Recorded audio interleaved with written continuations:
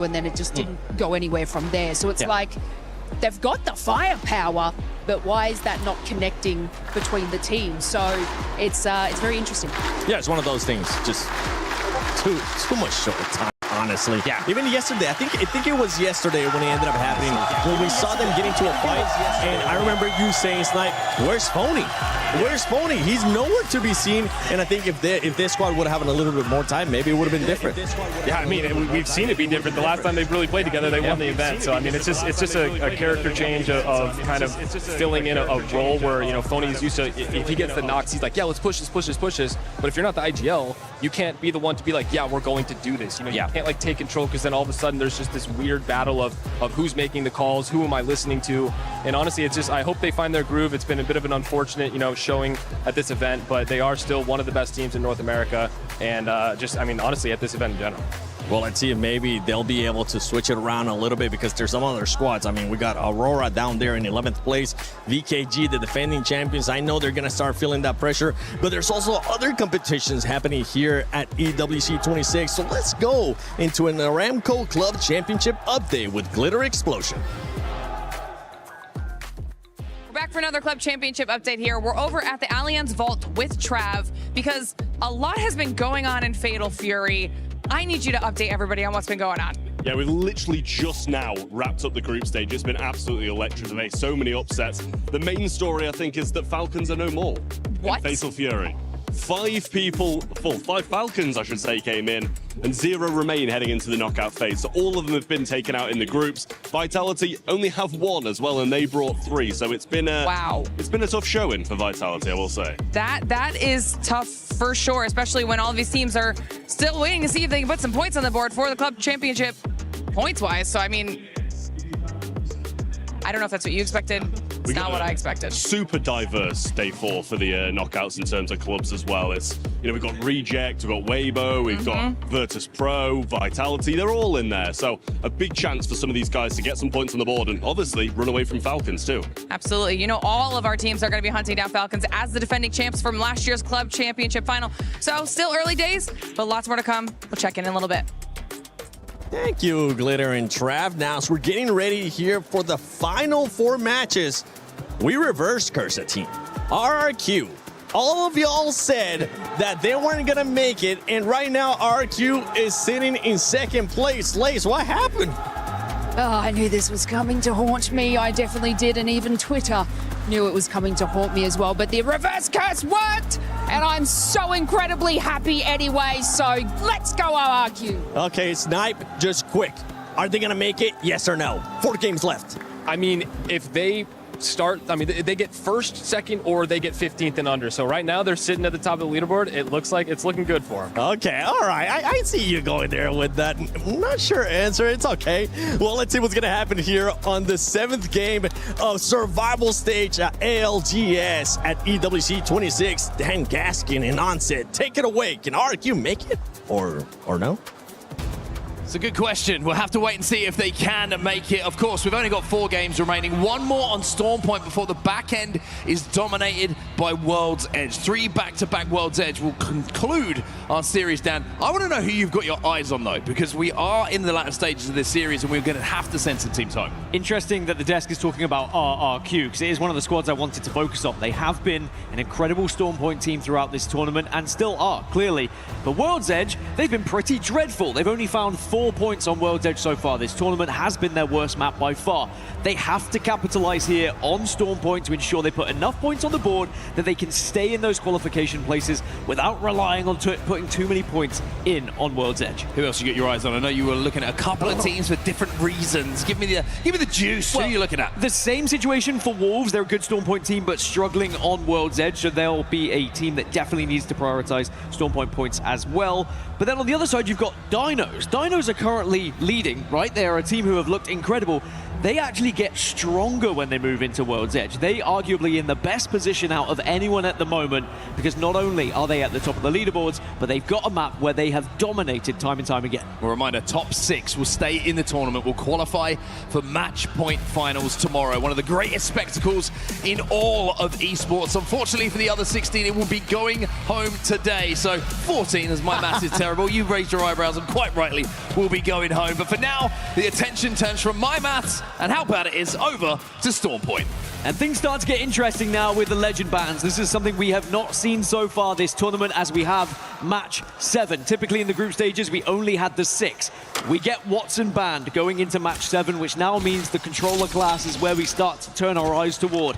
How are you going to get that ring console? Are you going to use some of the other legends that can change their abilities so they can get ring console, for example? It completely changes the composition. Also being one of those options for sure, and Dinos have gone for that. Now, when you look at compositions here, usually there's a theme, isn't there? When we're looking at kind of a match 5, a match 6, even the first 3 or 4 in the series. Now we're starting to get a bit weird. Now we're starting to get a little bit funky. We're seeing Catalyst, Pathfinder, Wraith, Sparrow, Watson, Fuse in the lobby as well. There are so many different legends. Bangalore is popping up a fair bit as well. That makes it very, very interesting to judge how you're going to take a fight. You need to recognize and identify the composition of the team you're going up against. You have to, otherwise you're going to be in a position where, you know, if you miss time one of their abilities, one of their ultimates, you can find yourself getting absolutely destroyed by one of them if you don't have some sort of counter available to you. And that is even more amplified when we get to the final circle as well, because now these legend bans are so apparent.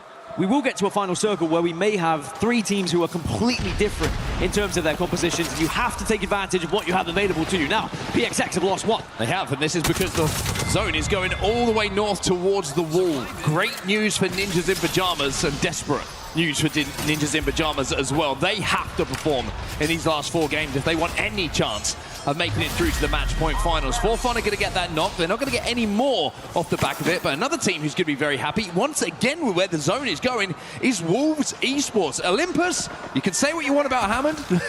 It's not going to be involved anymore because Olympus is gone, but landing on the northern side of the map and having great pro from Zeus Station over to Wall, Wolves have a great spot once again. Oh, Flat have lost 1 as well. Shopify Rebellion, who also are looking for points. They've lost 1 in their own, but it's a 2 versus 1 now. Now there's going to be taken down, and Shopify Rebellion can take full advantage of this. 2 versus 1. I believe there's still 1 player from Flat alive. It's Accusio who's trying to scarper away there. Either way, Flat aren't out yet. They are down, but they certainly aren't out. They are scarpering up the hill, and Shopify Rebelling are chasing them down. Zainu leading the charge here on the Sparrow. Yeah, that was on Flat to make sure that they weren't just completely wiped there. One player just throwing themselves in front of enemies' way so that the last could escape. But Shopify Rebellion saying, actually, we're not going to make this too easy for you, because this is so far away from anyone else on the map right now. Shopify Rebellion, they really need that KP, because they really need points. Down in 14th position at the moment, only the 26 points. They are 22 points behind that cutoff. That is already becoming quite a significant amount. Frustratingly here for Shopify Rebellion fans and for Zainu, just couldn't close the gap in time. Not running a legend that can cut down that space. No Pathfinder for them to zipline and take advantage of the opportunity to turn a 3v2 into KP and points. So it looks like Flat will survive. Good job actually from Nano on the Wraith to portal out of there and not only escape himself, but also get a teammate back up. Survival is so important in some of these fights, and you really do have to have someone who bears that in mind when you get into those engagements. And it is a fight or flight moment, and there are definitely some times when people retreat too early, but in that instance, Flat have done well to stay alive. Well, back over a little bit closer to where Zone is going and the northern side of it. Neo are trying to work their way uphill at the moment, and Zipline Mafia, who are deep at the back of the zone, are not going to make it comfortable for them. Numerous reticles are going to be trained onto Neo as they try and force their way towards zone. Being held up elsewhere means that Neo are now pinched. Backwards down. Kazak gets that kill, has to grapple back, but that's the beauty of being on Pathfinder. Just worried about some other bullets coming astray from another side as well, but Zipline Mafia doing well. Oh, the last bullet connects. As Neo will be our first team wiped out of this lobby, and they're just going to have to watch from the lobby screen now. And Zipline Mafia just trying to fight for this northern side. And underneath them is going to be Wolves. Now, Wolves dropped over towards Zeus Station. Interestingly, Zeus Station, the best POI that has been performing so far this tournament, with the most wins as well. whether Wolves can add one more to that tally, and that's going to be an interesting factor when we get into match point finals with some of these POIs. What do you prioritize? Do you prioritize something that picks up a lot of points or something that's been picking up a lot of wins? The teams who are quite far away from zone right now, one of them's on your screen, Aurora. 32 points, not the worst, but not the best at the moment for them. Shopify we saw a little bit earlier. They're moving past Launchpad. Gen G, who had a very, very impressive game. We saw a few moments ago on that North pad ending. They are all the way to the east of Stormcatcher right now, collecting some Evo. A little bit closer to the zone, though. We've got RRQ on our screens, and we've also got E36 very, very close by. Well, I said RRQ have to capitalize on their Storm Point priority here and how they perform on this map. And they want to try and hunt down E36, but E36 have also been right up there in 4th place at the moment, holding one of those qualification positions. It would be quite something to see them progress into those match point finals, silence any doubters, but of course, they've got a champion on their team as well. It's great to see Obley on the stage, and after their win earlier, it was very calm, their reaction. They knew they had to focus on the task at hand. DCG have lost someone. They get the res. It's VKG. I think we're doing the damage from a distance. How many Gs do we have? Thank goodness GG aren't in the lobby. Well, DCG with the reset here. Should be safe at the bottom of this building for quite some time. But they will have to work a little bit further north as the game progresses. Now, Synap, he's getting creative here. Alongside Jusna. Surprise! Spurbolt goes in, Roy. He gets his shield broken. Lusan's going to be down, and E36 walk up onto this. The trap was set, and they fell for the G's. Stubbing your toe, filing your taxes, and getting ambushed in Apex Legends. They are all up there as the worst things you can go through. DCG, sadly, they will feel that, but they only lost the one at the moment, but they have been cornered here. They're penned in, but VKG having a little bit of a hover. QQ just says, what's going on here, lads? That shield back was popped just in time, but Synap doesn't miss a bullet with that car. And E36 staying healthy enough here that they should be good to fight off the potential push. Relove do get finished, and QQ actually stole one of those kills away, so the Wraith Port was good from him. But it was just the one member of VKG at the time, and all the meanwhile, VKG are now being pressured by JDG. The spot's been taken. This is an incredible insight from JDG to be able to spot that one, and now VKG have to go back because they've been forced away. Yeah, this is going to be a straight fight. They have no other choice. JDG waiting on the end of that portal, seeing that VKG overextended to third party. And it looks like E36 are out of there. VKG get lucky. But do they? They've now lost their position. They still have to transition from south to north. They're now going to be held out by teams. They were in a position where you could potentially pick up a lot of points here. So now you really have to change your frame of mind. Do instead of looking for getting to the late game, you start to look for more kills and more KP on this southern side. How quickly the game can change. How quickly Zaidi finds out the full team's inside that building. Zap gets absolutely obliterated as well as Obley finds the kill. You can see immediately Shopify Rebellion hit the Void Nexus to get out of there. They did not like the look of that. Zap took far too many bullets for his liking. And the same could be said for Zainu when he hit that Void Nexus, as you mentioned. And QQ again. Just being a nuisance. One clip to the back of Jizna. Jumps into the Void and says, VKG, come with me, boys. It's time to finish this fight. And E36 go back to retreating once more. Done very well to get out of dodge here. And they do have space to play on the south. And actually, they have a crafter on the southern side near Cascade Falls as well. So they will be able to get back up to a 3. So VKG, despite the fact that, yes, they gave up their position earlier, at least they are able to benefit from a point. Maybe more points if they can take out Shopify Rebellion. And our reigning EWC champions here have quite a lot to do to still catch up the leading pack. Over to the skies, TIE flying into wall. And let me tell you, it's very, very busy. Finding somewhere to land here is going to be extremely, extremely difficult. But looks like they've found a little place to call home for now. Important they get that castle wall down as quickly as possible. Stingerbolt is going to be deleted. And even though the pressure's coming in, the one thing that you don't want to feel pressure from is Excuses Hemlock in his hands, trying to delete that castle wall. But now that they've allowed them to land, now they've allowed them to set up TIE, now a problem. for the likes of Zipline Mafia. Oh, what a fight this is. Regional final winners from EMEA, regional final winners from APAC North as well.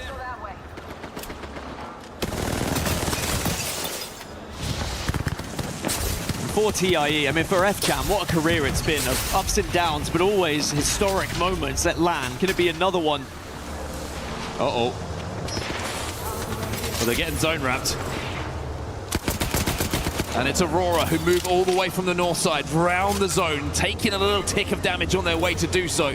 But now they can walk downhill with everybody in the lobby in front of them. Well, Aurora, they have a lot to do. 11th place, 32 points. Let's jump into a listening and see what the comms are like for Aurora. This guy's playing, yeah, and this guy's playing split as fuck. When zone close, we can fight these guys. I think we can fight them now. They have high ground, no one else. Yeah. And but this guy's not gonna trip it, they're fucking rampart. Yeah, they're not. I think with our comp, once the zone close, we can kill them. It's free, no? Okay. We just play here and here. They have the same role, but they have Axel. We can try to pinch them, come. Yep. Can you slow walk on the left side? On the left side? Yeah, okay, do it. Do you want me to distract him? No, no. Actually, you can later. Watch out for Sparrow kills. Do it now, do it now. Be careful. Okay, I'm picking. Close. I'm going to drone. Breaking it, I broke it. One is nice. I ulted, look. Nice. I'm killing.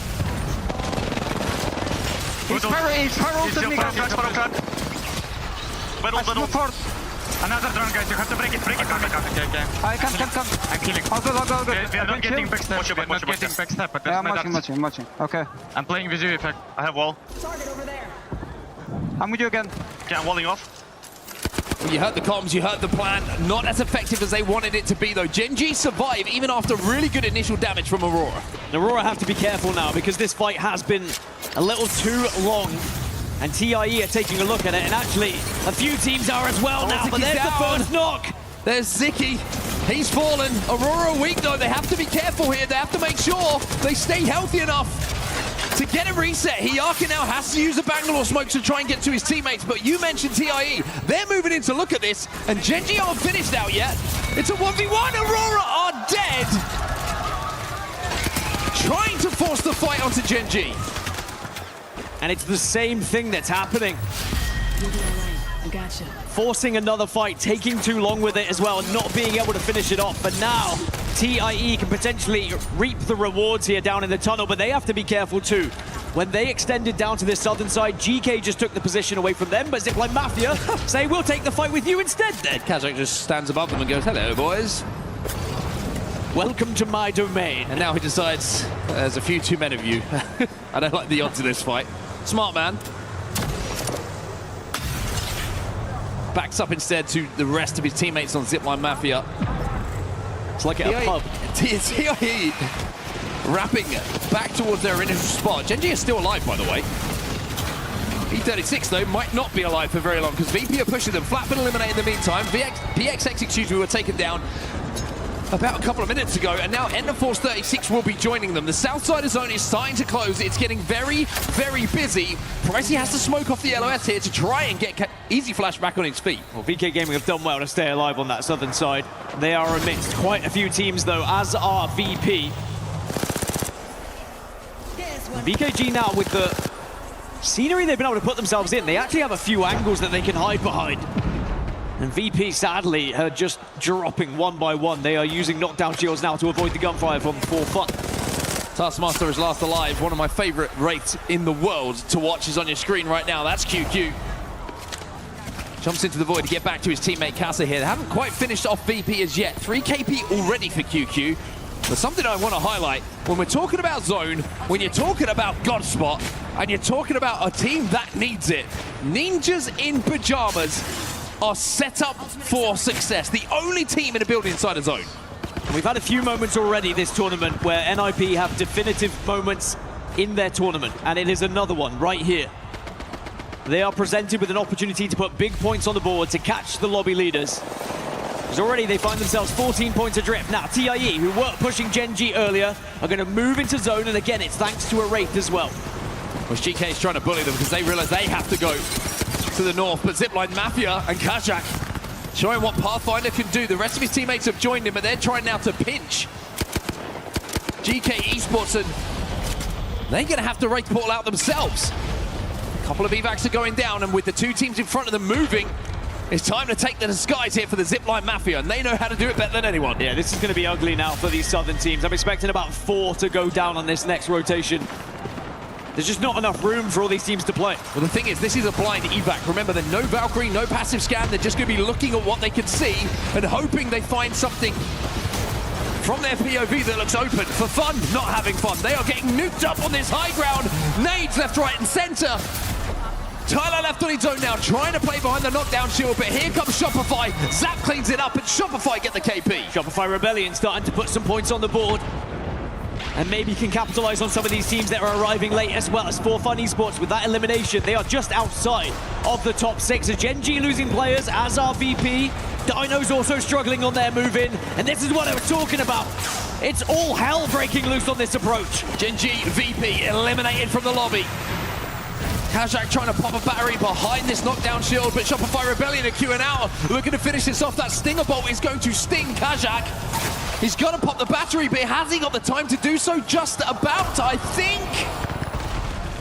He's still there, and he gets that bat off, but it's the last member alive. Sadly, there's going to be a team that comes in from the red. Shopify Rebellion say, look, maybe we can get in and pick off a few more, but then they know when to retreat. As Zipline Mafia, actually with the attention turned towards Shopify Rebellion, will be eliminated. As Dino's down to 1, what can you do, Chaos? Pricey goes down. But Dinos will go down permanently. 9 squads now remain, half the lobby has been eliminated here. Can RRQ get a reset here? Easy Flash has to back up himself to try and get healthy, but this is the building where everybody wants to pay the rent. VKG up on the high ground. Inside of the building, JDG, and just outside the duo of RRQ. And RRQ would love to try and create more of a gap between themselves and 7th place. Remember, they're in first right now. It's a 14-point gap between themselves and 7th. They want to extend that as much as they can going into the next, because they have been underperforming on World's Edge. But Easy Flash and Pricey still as a duo. Now, Shopify Rebellion have a difficult journey here because they're being pressured from the north of Wolves Esports. One thing that certainly helps a difficult journey is having this weapon in your hand. And maybe even this weapon as a backup. A Kraber L-Star double care package combo. It's one thing to have them, but you've got to put them to use. It's where you go from here, though, if you try and head north. Wolves have got such good eyes. Now you've got to use those void passages just to stay alive. It's looking pretty dicey here for Shopify. Phony probably desperately waiting for a smoke to come back. They get the smoke down. VKG have been eliminated in the meantime. Wolves down to just 1. Crazy Kong, the last standing member. As Ninjas in Pajamas now make their play to play the roof of that one building that might hold their success in its hands. Wolves are gone. RRQ also eliminated. 6 squads now remaining, and somehow Shopify reset here. Yeah, Wolves going down was massive for Shopify Rebellion's chances, but it's NIP at the moment in the best spot you could possibly be in. Not only can they pick up potential KP, but also when it comes to zone, they're the only team on the north. Shopify Rebellion try to make a desperate play for somewhere safe in zone, aren't able to do so because KNC were holding down this spot behind the Newcastle wall, behind the Rampart walls as well. And you can say the same about so many teams in this lobby, but with the game slipping away, you have to make the most of this. Well, 3 teams have the same composition. Wolves, they're eliminated from the lobby, but they also had that Wraith, that Newcastle, and Rampart available to them. That's the 3. And then for JDG, they're running the Sparrow, as are NIP. And there's 1 Caustic. JDG still running the Caustic. Just think about how much that gas could affect this final circle. And then NIP have the Catalyst. They also have the Fuse. Fuse ult, Motherload in this endgame could go crazy. Teams who are going to be safest for the longest, TIE and GK Esports. They are center zone. Deployable barrier here. Contact with target.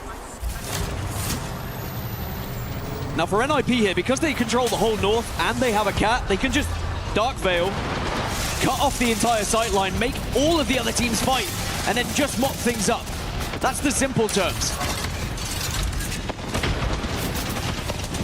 F-Chan's gone down. JDG are making the play here to try and swing and clean this side of zone onto TIE, but the Newcastle wall, the Rampart walls make it so difficult to do. Damadao with the Kraber in his hands, but only 2 bullets to work with here. He wants to peek and see if he can pick up a big shot. But KNC cannot connect quite now. That's probably the one team you don't want to be looking at here. Sheila! NIP are not the focus if you are Kinatrope. You've got to worry about GK because Sheila is here reigning supreme. NIP now make their move though. JDG, 2 of them will fall to Cole and Vayne. The piercing spikes go out. JD Gaming will follow. And the last teams remaining right below where NIP find themselves. The Dark Veil will cut off the zone as NIP wait for GK and TIE to do the heavy lifting. It's just patience, but GK, there's a Wraith behind. It's a portal that could change things. But Cole's aware. And with TIE falling, the piercing spikes go down again. It's a matter of time here, surely, for NIP to make the most of the zone, the most of the opportunity. As Shrub goes down, Ninjas in Pajamas come to life. And they get that win that they so desperately needed here, and they push themselves up into those qualification spots. 4th place NIP now hold. And ever since they had that northern side, it was as simple as just being patient as always with Apex Legends. The Dark Veil came out at just the right time. I did like the attempt from GK to do something different with the Wraith portal. Maybe you're able to bamboozle them a little bit. But NIP, they stay calm, they stay focused, and they get the points they needed. But there are still 3 matches remaining. It is not job done yet for any of these teams in the top 6. So many teams in the last 4-5 matches have made the most of an opportunity when the zone has come their way. That's another great example. We saw it from Wolves on Olympus. Gifted a lot of zones. NIP get gifted one here, and everybody is making it count. That has been the difference maker for so many of these teams. But it's also sometimes that we see those opportunities slip through the fingers. They're not making those mistakes at the moment. That's the quality of the lobby we're seeing. When the zone comes your way, everyone's making the most of it. And these are the reactions. That's what's different from one side to another. And even though GK would have known they were never the favorites in that fight, they will still be proud with the amount of points they've been able to put up. One fist bump Keon, please. Don't leave him hanging for too long. As GK, even though they didn't win, they are still in 2nd place at 63 points.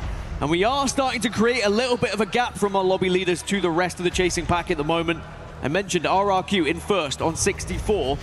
Wolves are in 7th on 50. That is a 14-point difference. Now, sure, that can very much be caught up in one game. But if we still see RRQ putting up points, putting up 6 every single time, they do start to get towards that 80 that we were suggesting may be a rough cutoff point. But it's a 25-point game for NIP. Our incredible America's winners, when we looked at how they dominated through the region. They struggled here in group stages, but now in the survival stage, they're coming to life. GK Esports, 11 points for them. Not a huge amount of KP alongside the placement. As we look down at the bottom, there's a couple of teams there which we've talked about struggling a bit, and they're continuing to struggle. Now let's talk about the cutoff down. Let's talk about the overalls. Let's talk about the series, because that's what really matters here. Remember, top 6 will stay in the tournament, will qualify for match point finals tomorrow. Everyone else will go home. Talk to me about the cutoff. So Team RRQ in 1st, GK in 2nd, Dinos 3rd, NIP 4th, Enter Force 36 are 5th, and Zipline Mafia are in 6th. Now 52 points is where Zipline Mafia currently sit. We were guessing around 80 points. As Graceful was alluding to, it might drop down to somewhere in the 70s as well. It's always difficult because it depends on how many points are being gained by the top rather than the bottom. But somewhere in that region of 70 to 80 is what we're thinking that cutoff could be. So there is still plenty of points to be had, and 3 matches, a lot of time to gain said points as well. But those who are close to chasing it, Wolves Esports, For Fun Esports, and JD Gaming, as well as Shopify Rebellion, they close out 7th through 10th at the moment. Ninjas in Pajamas making the most of the opportunity. Huge amount of damage, kills and assists. And this is what we're talking about right now. Remember, Zipline Mafia, as it stands, the final qualification spot for match point finals belongs to them. But look at the total points. Look how close it is with not many games remaining now. 52 points is where we stand. Wolves just 2 behind, then 1 behind. It is so close here. A little bit of a gap between 9 and 10, an 8-point gap between JD and Shopify Rebellion, but Shopify did put up some points to keep themselves in the conversation. The further you get down into this table, though, the more you get worried. When you look at PXX and Flat, you're starting to think the tournament may be over for you. You're going to have something huge in the next 3. Aurora are down there as well. Virtus Pro find themselves down there. TIE, the regional finals champions from their region, are also down in 33 points as well. And interestingly, for TIE, it's the placement point difference versus kill point difference as well. We're going to have to see how the games progress. We are starting to get to the end of our survival stage. We'll find out what happens in the next game in just a few moments. We'll go for a quick break. We'll be right back. We were there. For every click, every clutch, every respawn. We were there for the years of grind. And we're here. Now. The proud founding partner of EWC. Powering the biggest event in gaming. Shoulder to shoulder with the world's best.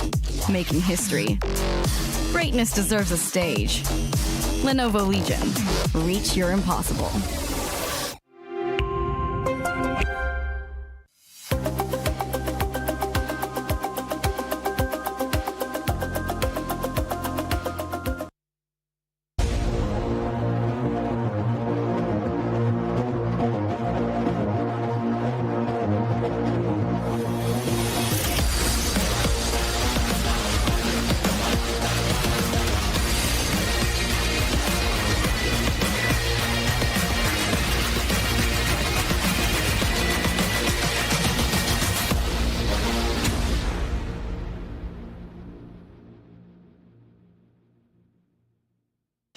All right, I found him. We were looking for Team Liquid fans. What better? We found Team Liquid. It's Panic. How you doing, man? I'm amazing, man. Just vibing, watching. Yes, sir.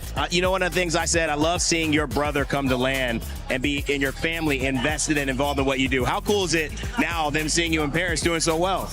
I mean, it's insane. Like, my dad came with me here. Oh, he's here? Yeah, he's here. He's here. And, like, it's amazing that they all support and show love. It's just awesome. Yeah, man, you guys have something special cooking. I haven't seen Zero talk about a teammate like this since maybe forever. I mean, he was obviously had issues with Hal, but you just seem to fit so well with what he's trying to do. Why does that fit work for you guys? I think with Hal and Zero, it was like a lot of an ego battle. Yeah. And like, I kind of had one when I was with TSM, but like I knew joining Liquid, I would have to fully put it down and just like take it in, because he's a better player and I'm going to learn off of him. That's a mature statement, man. I appreciate it. Well, you guys have been dominating. I know you're having your day off here. I won't keep you too long, but congratulations, and we're excited to see what you do tomorrow. I appreciate that, man. All right, Panic Apex here, man. Young gun. How old are you? 19. 19. Some more Apex young guns out here hanging out in Paris. Welcome back to the ALGS Split 1 playoffs at the Esports World Cup 2026. And now we head to World's Edge. The survival stage continues with just 3 matches left, and they will all take place on Old Faithful. World's Edge is the battleground. And interestingly, depending on how much you've been following ALGS throughout Split 1, we did not have World's Edge online, but we do have it here at LAN at EWC 2026. But these teams, they know it, they're well versed in it, they've practiced it and played it enough.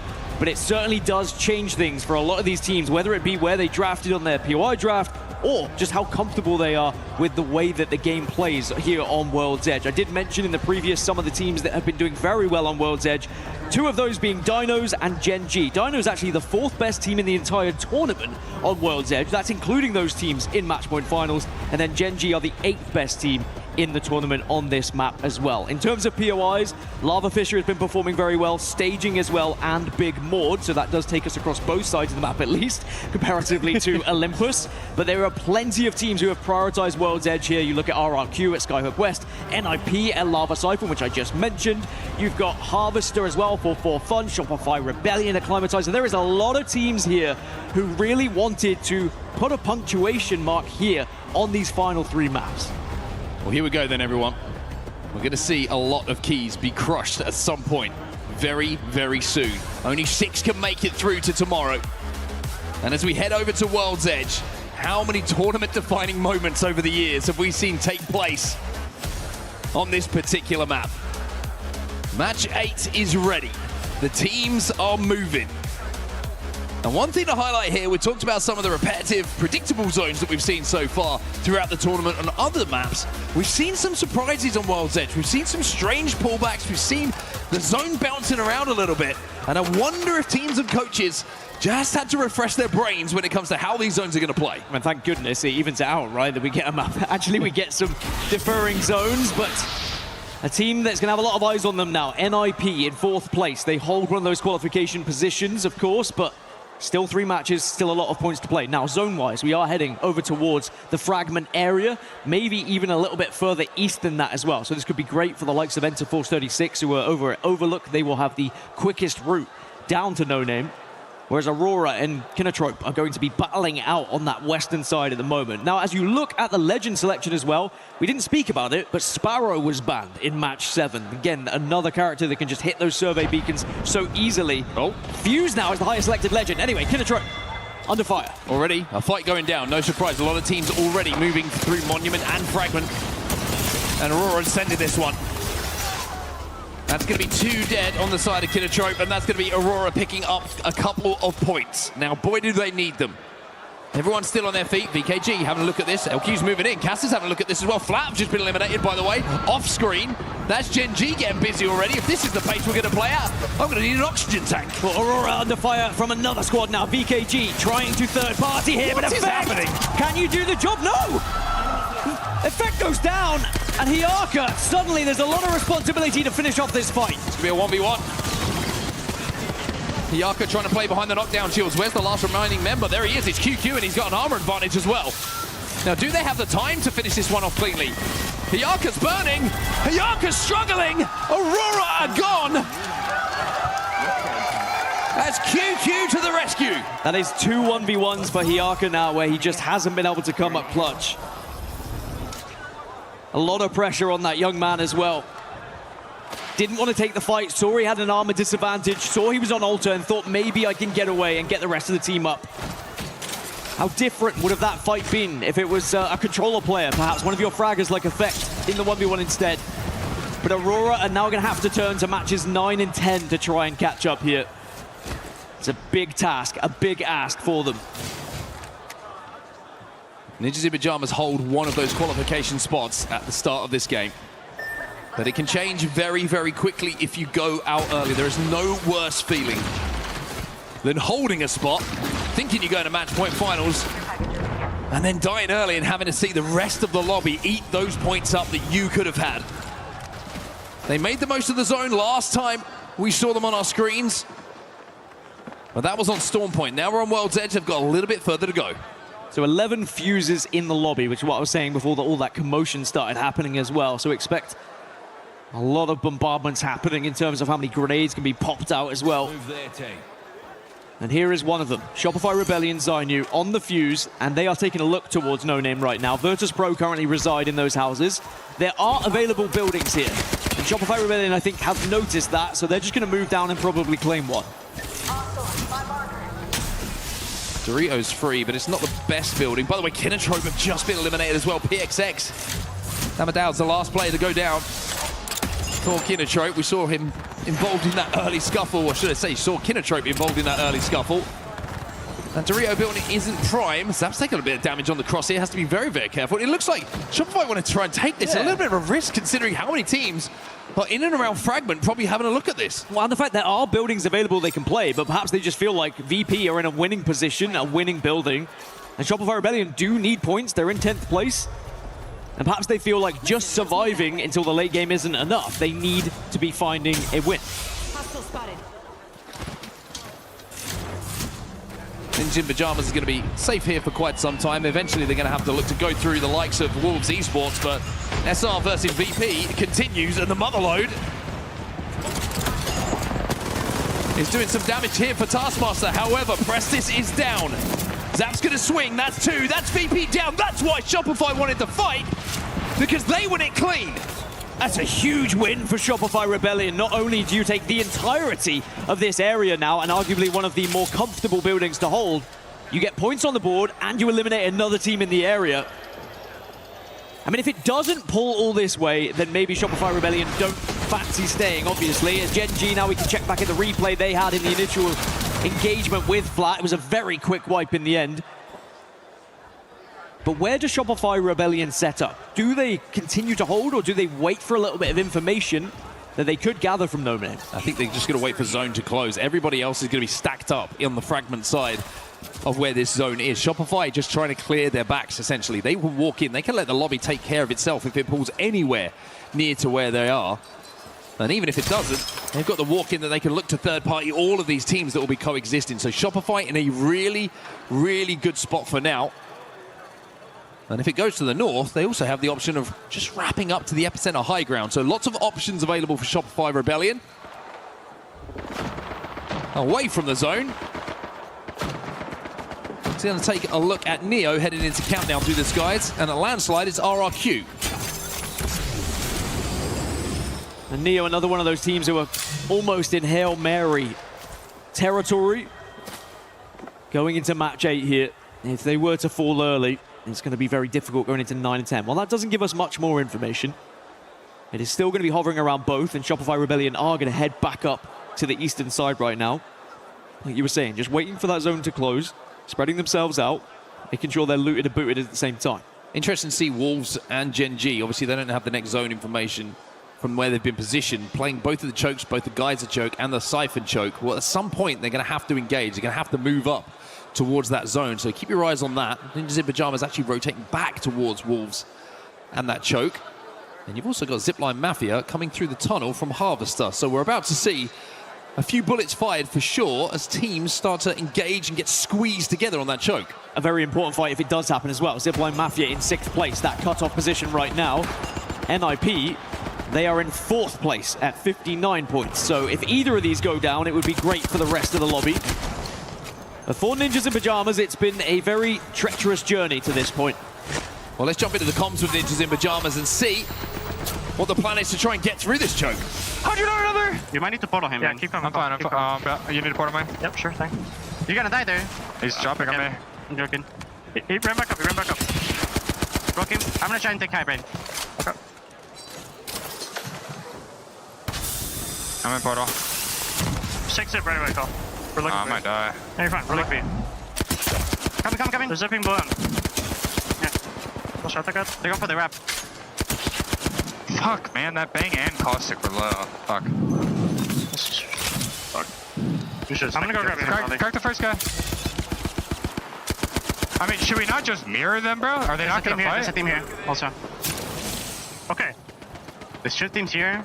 We just fight the same. Okay? There's 2 more teams at Geyser. There's a team in this building and a team. You can see some of the conversations that are being had between Vayne, Kurev, and Cole about what the plan is. I think it's, shall we mirror them? And are we going to fight someone? Zipline Mafia, of course, we saw on our screens. This is a replay of the fight we saw take place a little bit earlier on between VP and SR. You can see how clean it was. But for Ninjas in Pajamas, it's a pretty tough rotate for them to have to make here. Wolves still holding the choke in front of them, and the longer they take, they've got more teams looking to squeeze them, potentially from behind here. And now they know it. I think that's the main problem, is the chokes that are being held by Wolves and Gen G makes it very difficult for these teams arriving from the south right now. And NIP are soon going to be aware of PXX. And the trouble is, if you engage in this, it does open up the door for Wolves Esports to join into the fight. And we've already seen Wolves throughout this tournament take some questionable fights themselves. But perhaps this one is one they might want to take, because you clear the entirety of the south if you win it. The ring closing certainly will affect this fight as well. It's going to force it a little bit as it begins to close now. A little bit of a double take there as I saw a R301 in the hands of one of our pro players for the first time in quite some time. I guess the fact we're on World's Edge, it kind of makes it feel somewhat comfortable. Ninja Pajamas, they've got to hold here. And then they have to work their way forward. They've got 20 seconds on zone. Everybody who is involved in this area has to squeeze themselves in towards zone. And there's only room for certain teams to survive. Kurev having to pop the battery here, does have the mother low, but you don't want to waste it knowing that you've got potentially another fight in front of you with Wolves. And just to make it more interesting, a Mythic Bin is spawning up by Wolves as well. So there are plenty of things to be considering here for all these teams. But NIP, it is focusing on PXX right now as the Dark Veil goes down. And it's a lot of damage coming out of PXX here. A lot of damage coming on either side.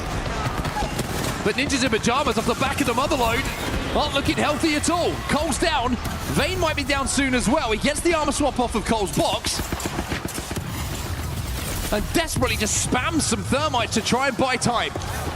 PXX now being grabbed by RRQ. This might save the day here for NIP. Wolves are looking at it as well. We may see both of these teams go down here. NIP and PXX are going to struggle. Vane's going to try and get out of dodge, see if he can maybe rescue the rest of the team. PXX arrested down there. Though, do you see him? Vane had to jump back in the port because he's only got 1 health. He would have died to zone immediately there. This is a mess. The grenades flooding towards him. Somehow Kurev and Vane is still holding on. He gets the medkit popped. He might get the shield bat popped, and now do you take the portal? Do you try and risk going back into zone here? Easy Flash is staying here. The rest of RRQ have left. And Easy Flash says, no, maybe I can do a little bit of damage. Now he'll get enough of a warning sign to say, I need to retreat to the rest of the team, and he's going to wrap back round thanks to being a Wraith with the rest of the squad. Takes the Void Nexus. Wolves still holding, still waiting to see what's going on and wondering why we haven't got any KP out of all of this. We've got a Kraber in the hands of No Name. There's a 150. Difficult lessons to be taught if you're on the NIP side of things right now. I mean, this is probably why teams left, because Wolves are just holding such an advantageous position. There's one. But Gen G, out of nowhere, now put the pressure onto Wolves. And now Wolves have to get out of dodge as well. The Altar and the Wraith have been saving people's bacon right now. Both Wolves inside of the phase dome. And they go towards No Name. Can they get a reset here? Yeah, I wonder if Vane can actually get ahead of this zone as well. Kurev's been able to get out, but then just get spotted. Vane's going to be the last remaining. And it is going to be Gen G who start to focus. RRQ and Wolves continue to make acquaintances on this side of the map. Vane, 20 HP. It's felt like he's played most of the game with this. He's 1 HP now, and NIP are gone. And they have fallen early. A nightmare situation now to have to watch the rest of the lobby. No Name still with his Kraber in his hand, by the way. It allows so many teams to start catching up, doesn't it? But that Kraber could certainly do a lot as RRQ get eliminated. That's a second place team eliminated. So that's second and fourth now out of the lobby early. And again, everyone licking their lips. Here comes GG again! They will not let them go. GK trying to sweep behind as well. Somehow Wolves are still alive. No idea how.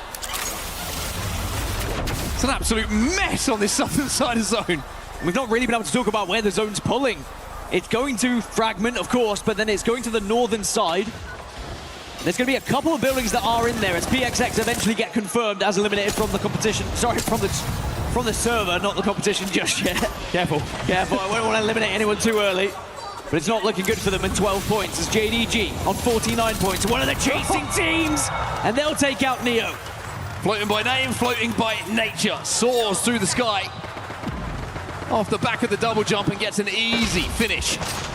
As now we go over to Zipline Mafia once again. By the way, Shopify Rebellion, who were here a long time ago, if you're wondering where they are, they're all the way at the northern side of the zone. And Wolves, no way!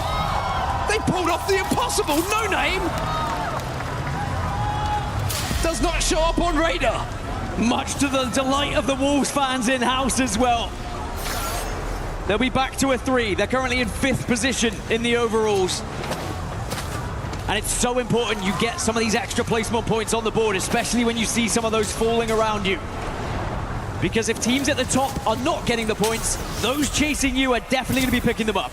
No Name is almost single-handedly keeping Wolves alive here. Now the phase dome is down. And if you're Crazy Con and Wenex, I think you're just sitting there at the moment and thinking, you know what, we trust you, just take us anywhere. They are bang center of zone, but they have absolutely no cover. Crazy Kong somehow stays alive here. Dino's been eliminated in the meantime. Gen G are fighting them, but Wolves are just going crazy, trying to find a corner, trying to find somewhere safe. Every door is blocked. Gen G get eliminated elsewhere. TIE are going to be on the other side of this, and nades start to come out. Can TIE get bullied away? Because Wolves, they just need somewhere to call home. Finally, they break the door down. And they're going to take this fight to TIE. No Name, more damage. Still has that Kraber in the back pocket, by the way. Don't forget about that thing. They take control of the door as well, so now, with Catalyst in the composition, at least they know they control that door. That's a big moment. That's somewhere, at least, for them to play their backs against. I think they're just a little bit worried about from height, are they going to get shot? At the moment, they are going unseen. Trying to put on a show for us. We might see a few of those attempts. If first it doesn't work, try again. Maybe the thermite will create the opening here. There's TIE on that high ground. And no name. No fear. They're slowly forcing them higher and higher. There's only so many levels here in this building. That wall's going to need a replaster. And you can do this due to the infinite ammo. Still not connecting with the no scopes. All it takes is one.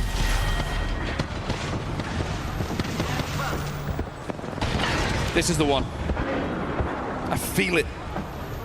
And with the Wolves fans praying for it. This is the one. Okay, maybe next one. Maybe the next one. Infinite ammo, it doesn't matter, right? Well, GKF just ported above. Zipline Mafia are trapped to the moment. Kajak has to swing past to try and create a path for Excuse to stay alive. He's not going to be able to. That's VK Gaming eliminated in those moments as well. Shopify Rebellion, by the way, on that northern side still. With now JD Gaming joining them. Kajak as a solo on the Pathfinder, still alive. Wolves, by the way, has been... I don't know how they're here. I don't know how they're alive. But I can tell you that they are. Well, now TIE can't go any higher either with GK arriving. By the way, second, third, and fourth all out of the lobby right now. 9 squads remaining. Shopify Rebellion doing some damage. As you can see in the kill feed, TIE and Wolves both getting involved. And it's JDG who lost the player. Finally, that Kraber gets put to use. I told you he'd hit one. You were the bad luck charm. That's what it was. Well, Zainu, he's bullying JDG at the moment. The mother load goes in. The knuckle clusters afterwards, but they haven't managed to finish him off quite yet. JDG's still alive. I think it's Floating who's the last man there. Shopify Rebellion, if they can take out JDG in a very winnable position. I only say that because they'll be the only team on the north. Everyone else is in the buildings of Fragment on this southern side right now. That is 7 teams within these buildings, whether they're on top, down below, or sandwiched in between. And this is where you need a game plan. This is where the legend composition is going to be a big factor. The Wraiths come into play. Catalyst might go crazy in this endgame as well. If you can wall off a side of this zone. Oh, yeah.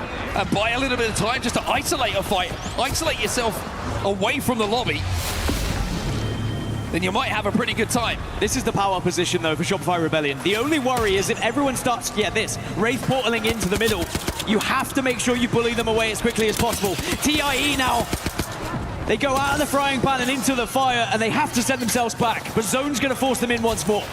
The Shopify have to move soon as well. This rock won't be in for long. TIE have been eliminated. The Wraith portal does not work out for them. JD Gaming will follow. Shubi, the last player standing. No name, by the way, with the Kraber. Hits one onto Zainu. Oh, no. And that opens things up. There's the catwalk, but GK are in front of them. Nox in front of them. Nox gets down. And now No Name can use this to his advantage as the rest of the team pushes through. GK going to try and utilize Newcastle to get back up.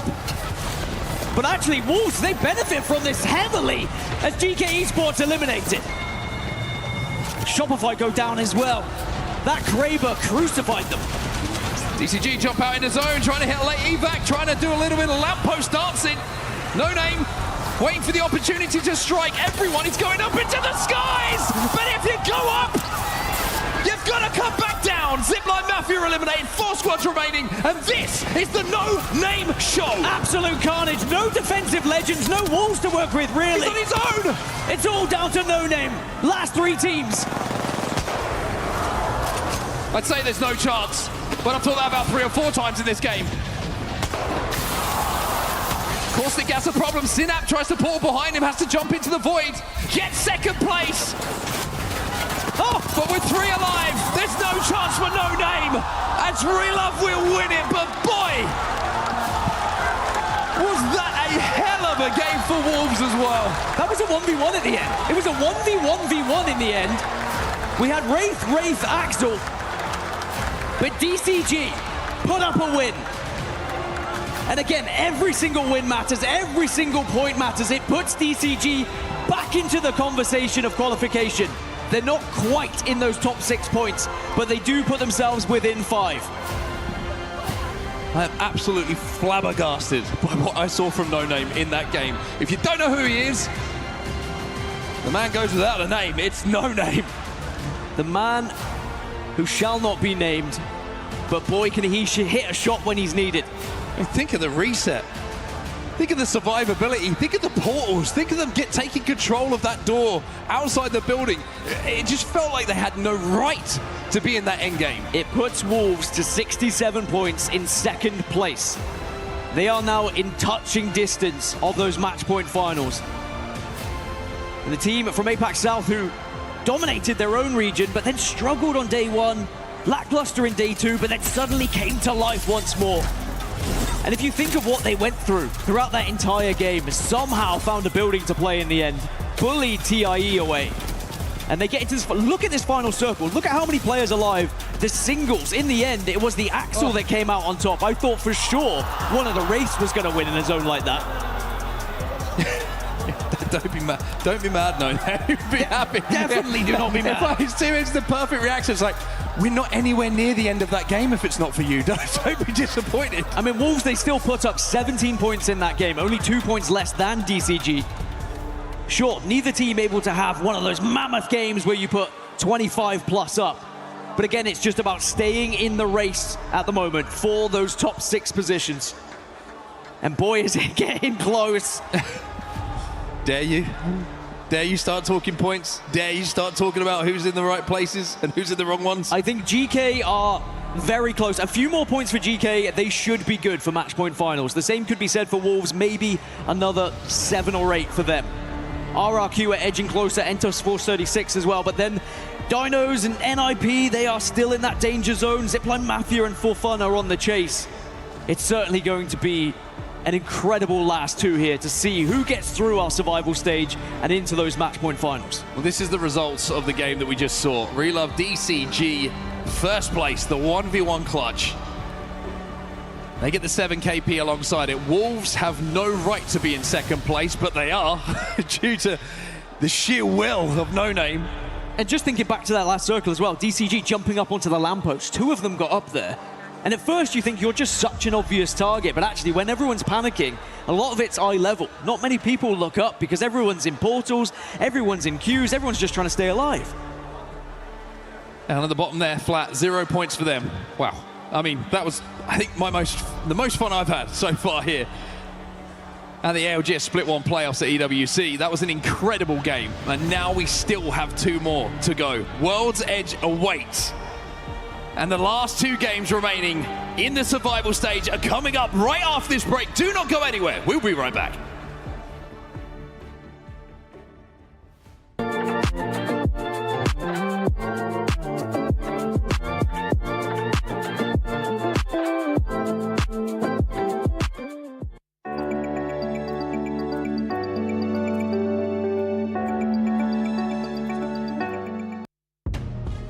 Welcome back. Relove DCG with the win, and in dramatic fashion, we've got my main man, coach of TLN Pirates, but a pro that you've known well before, Nasky, here in the building, ready to give his insight on what he's been seeing so far, and of course his experience in the tournament. Nasky, welcome, my man. I mean, you can barely call me a coach, right? My legacy is as a player.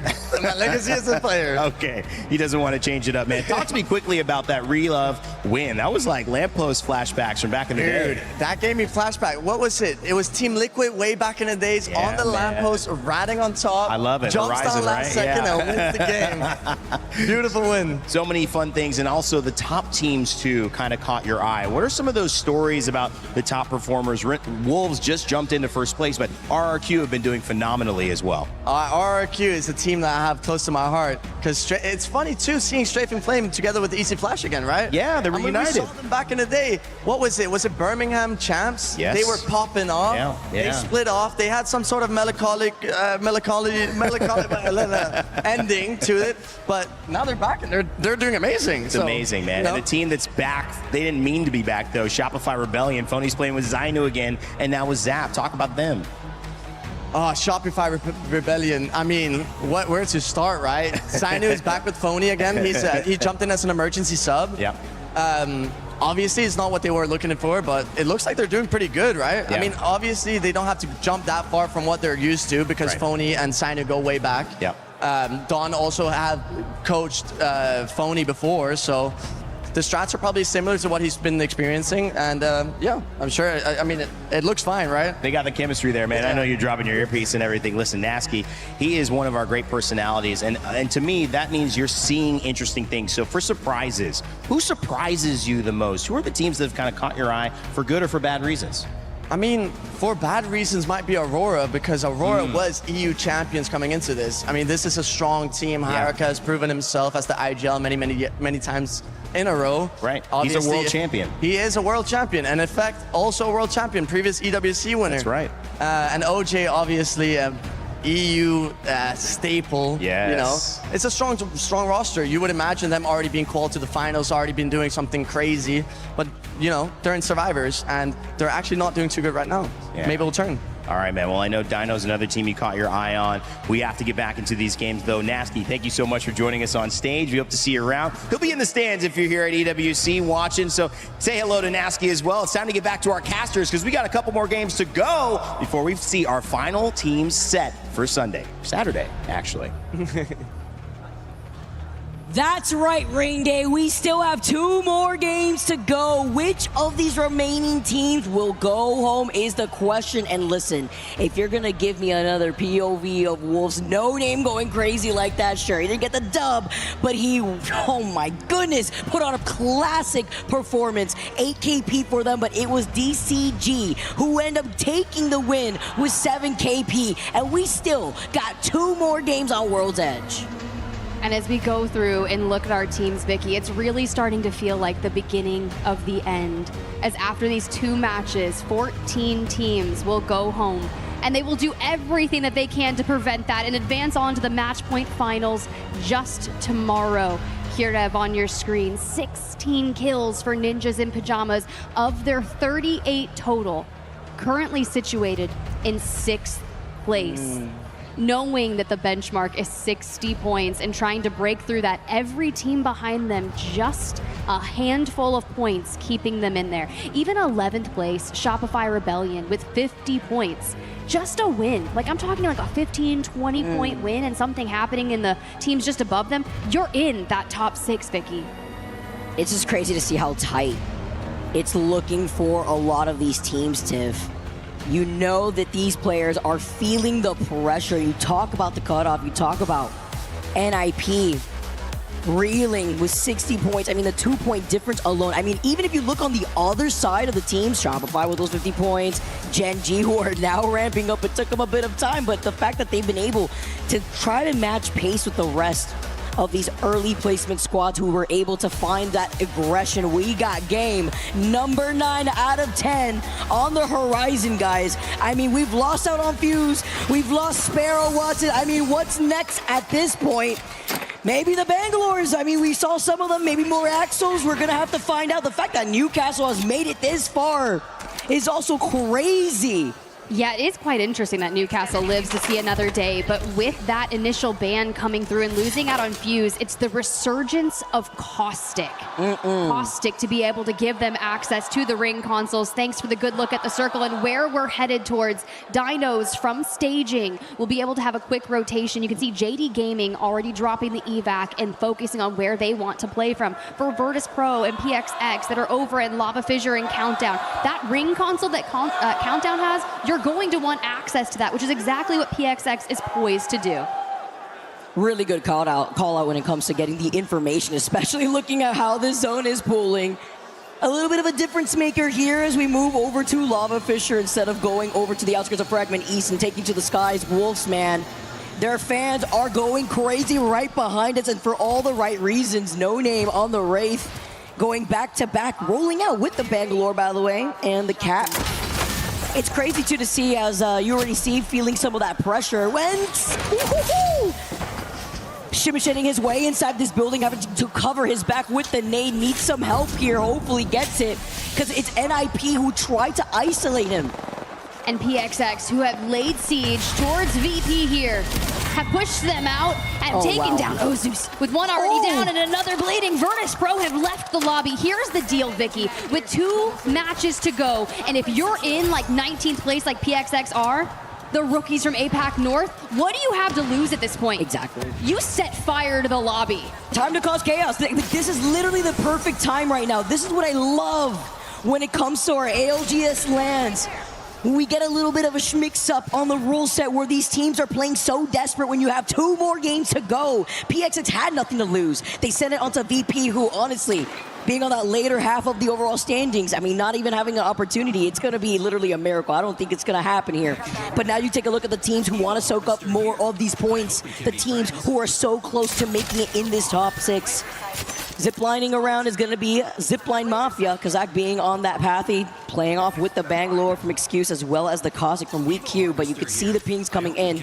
They're isolated in the Lava Siphon, but there will be Flat who are trailing right behind them eventually. NIP, by the way, do manage to trail behind Wolves after trying to harass that player up on the low ground. You see the side-by-side. We did see this fight just earlier from this replay. It's going to be PXX harassing VP, while Aurora on the bottom left, this is what's happening live, is they're facing off against VK Gaming over by Monument.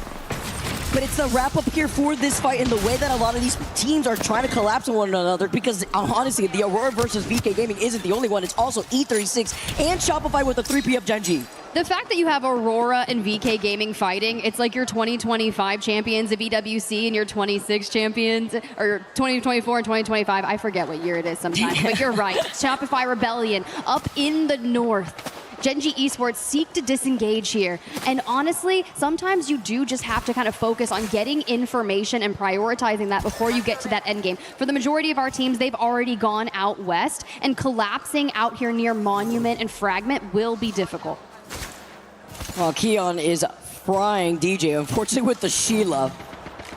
It's happening with a lot of these teams trying to get aggressive. Shopify Rebellion are looking down at Genji, who wanted to get the ring console information isolated before they move up E36. If they take out Neo, could easily split their attention into harassing Shopify, unless Shopify hear the shots and probably want to go in for the 3P. But having to be careful knowing Genji right behind them. This is the fight that we were expecting. E36 in trouble though. Neither of these 2 players have these Evo shields. They go take the portal. He's got the Sheila. Jumping around the corner isn't going to be enough. Neo, who needs this KP, find a double knock instead. They eliminate Ubli, and now you could see the Solo who's trying to run for their life. Can Shopify be the saving grace to involve themselves in this fight? And this is where the game can make or break you. You're in 4th place, inside the top 6 by just 4 points. Down to a Solo, a regain needed. But what options do you have to make that happen? For now, the Wraith as the Solo. Synap will do his best to get the dynamic duo back. We turn our attention deep into zone with Tai up here on the Mirage de Trois. Umi-chan cut down from amped cover in the distance. A lot of the poke pressure, right? I mean, Chaos feeling that pressure.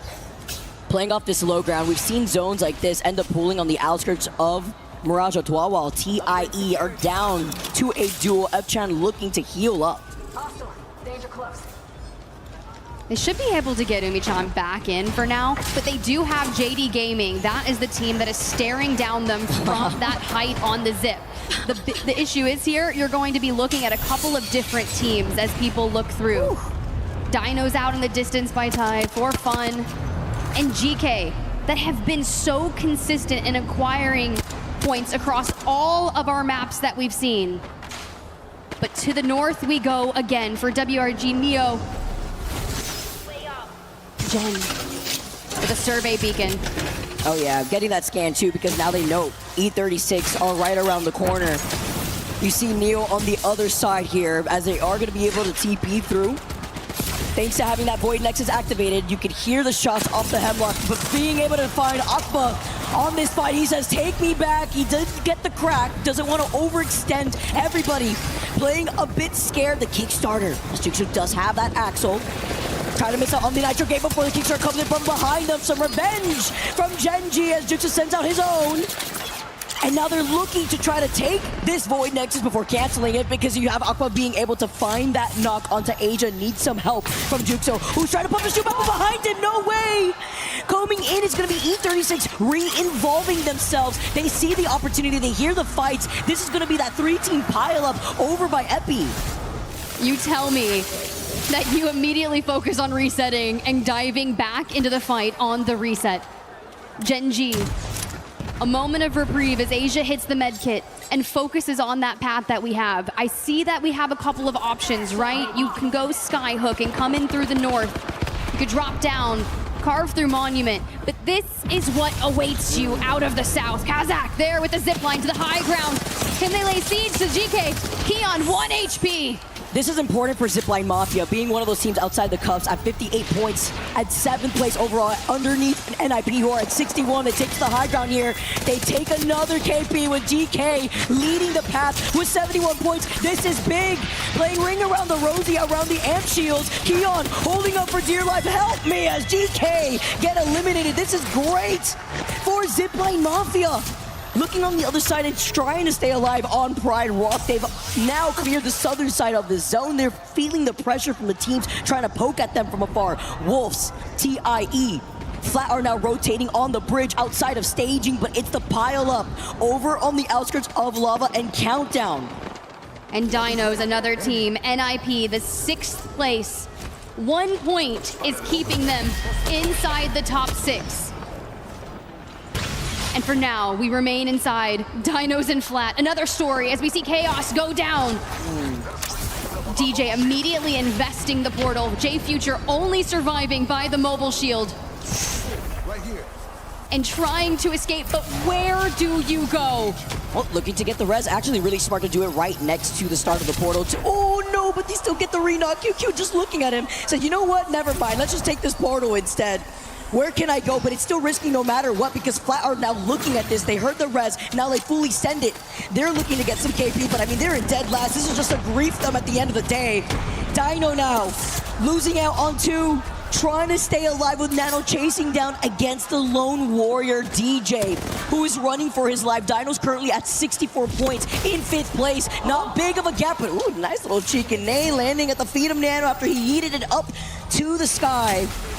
Nano says, all right, we're gonna still try to follow up with this here. Do we try to fully extend it? He's forced us to be stuck by the tunnel side before rotating, perhaps through landslide, because E36 now are also going into the other side of Dinos. They hear this fight, and they're gonna be the sandwich to the other side of the solo, forcing Dinos to back away towards Harvester. But then what he does here, the Wraith baits him as he goes out into the circle. Enterforce 36 is lurking throughout the tunnels. They don't peek, but keep your eyes. Because we have 1 med kit, 6 syringes. I mean, dude, what? They're still We go back in the void. They're griefing them. Flat is griefing that solo Dinos. Why do they care? They're in 20th place. I mean, what the fact that DJ's, yeah, it's true. I mean, DJ's literally feeling this right now.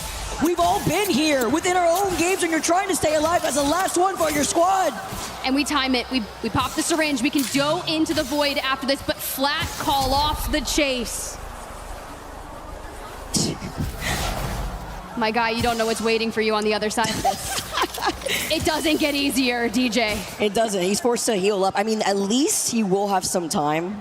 It is Ring 3 countdown next year, but he'll have some respite before coming in behind WGR. Neo calls on the evac in front of Neo, so they definitely hear this. Let's see how they react when they come out of the choke that leads into landslide. Dinos now with that 1 solo is trying to keep the dream up for the rest of his team. He's going to fly over Neo for now while we take a look at Zipline Mafia after they were able to win that fight originally. Now looking down at Flat and VK Gaming, and now Dinos, that's 1 solo, is going to wrap completely around Monument. But he lands on a replicator. We are going for a reset. Not too many heals to go. Back to Zipline. Pop the survey beacon, get the information because Flat came back into the ring at this location. And I'm saying if we got this Hemlock, we got the breach charge, we are ready to let it fly. But there's going to be a couple of teams in our way as we make our move in through the southern side of things. Ty and VK Gaming still I mean, if we could look at what's happening on Landside too, because Neo were actually down to one member. That one solo of Dinos actually wrapped around them while they were fixated on getting the res, and now is alive right next to E36. So much happening on each end of the outskirts of the zone while the zone is starting to close behind their backs. This one's gonna hurt while Zipline Mafia continue to claim names. This is a great look for this team to overtake NIP, a 1-point difference in this game 9. Remember, after this, there's only one more to go, and Zipline want to be able to secure themselves in the final lobby. They're currently tied with 6th place, 61 points. And we keep focusing forward. Enter First 46, you were asking about them. WGR Neo on the other side. The blue to purple disparity. Synapse trying to take the angles, but all the nades coming through. And we are burning. Fact that Dinos goes out like that too. Unfortunate, the solo cannot stay alive. Dire situations here with 64 points, but it really depends on how Zipline, For Fun, and even NIP rise up. With WGR looking at E36, just a matter of time. Gen.G want to prio on their rotate. NIP looking on to harass these teams on the edge of zone, while the likes of Wolves, TIE, Zipline, For Fun still powered up as Zipline, yes, are eliminated. They got to 61 points. They're still tied with NIP, but the difference is NIP are still alive. They can further themselves as Wolves with the Thermite TPing back up. Tide now get eliminated. 14 squads left, and Wolves playing this safe with 69 total points. They know they lead the way. And Tide fall also. But falling in 7th is Zipline Mafia, Vicky, like you said, with one game left to get them into the top 6. And one game to further it as VKG sets their sights, but it's just LQ last standing. He knocks another. The Newcastle goes for the res. Controlling not only that, but the mobile shield. And back to the fight we go. He gets it. No! VK Gaming get eliminated. Our former EWC champs are out of this lobby in 13th. This is tough. I mean, they literally only have 40 total points sitting in 14th. No matter what, though, now Gen.G, who have been rising up, have an opportunity to slide in. They get that knock originally. You can see the portal happening right in front of E36. They're trying to keep it up here, too, because round 4 is closing behind their backs, and they have to start moving, and For Fun are waiting for them on the other side of the edge of zone. Just know you're getting griefed at this point. It's going to be open. It's going to be scary. And JD Gaming are center zone in the building holding. But all these teams fighting for positioning there. If you have a Newcastle, you're feeling better. Here comes Gen.G, NIP, a fight for the life.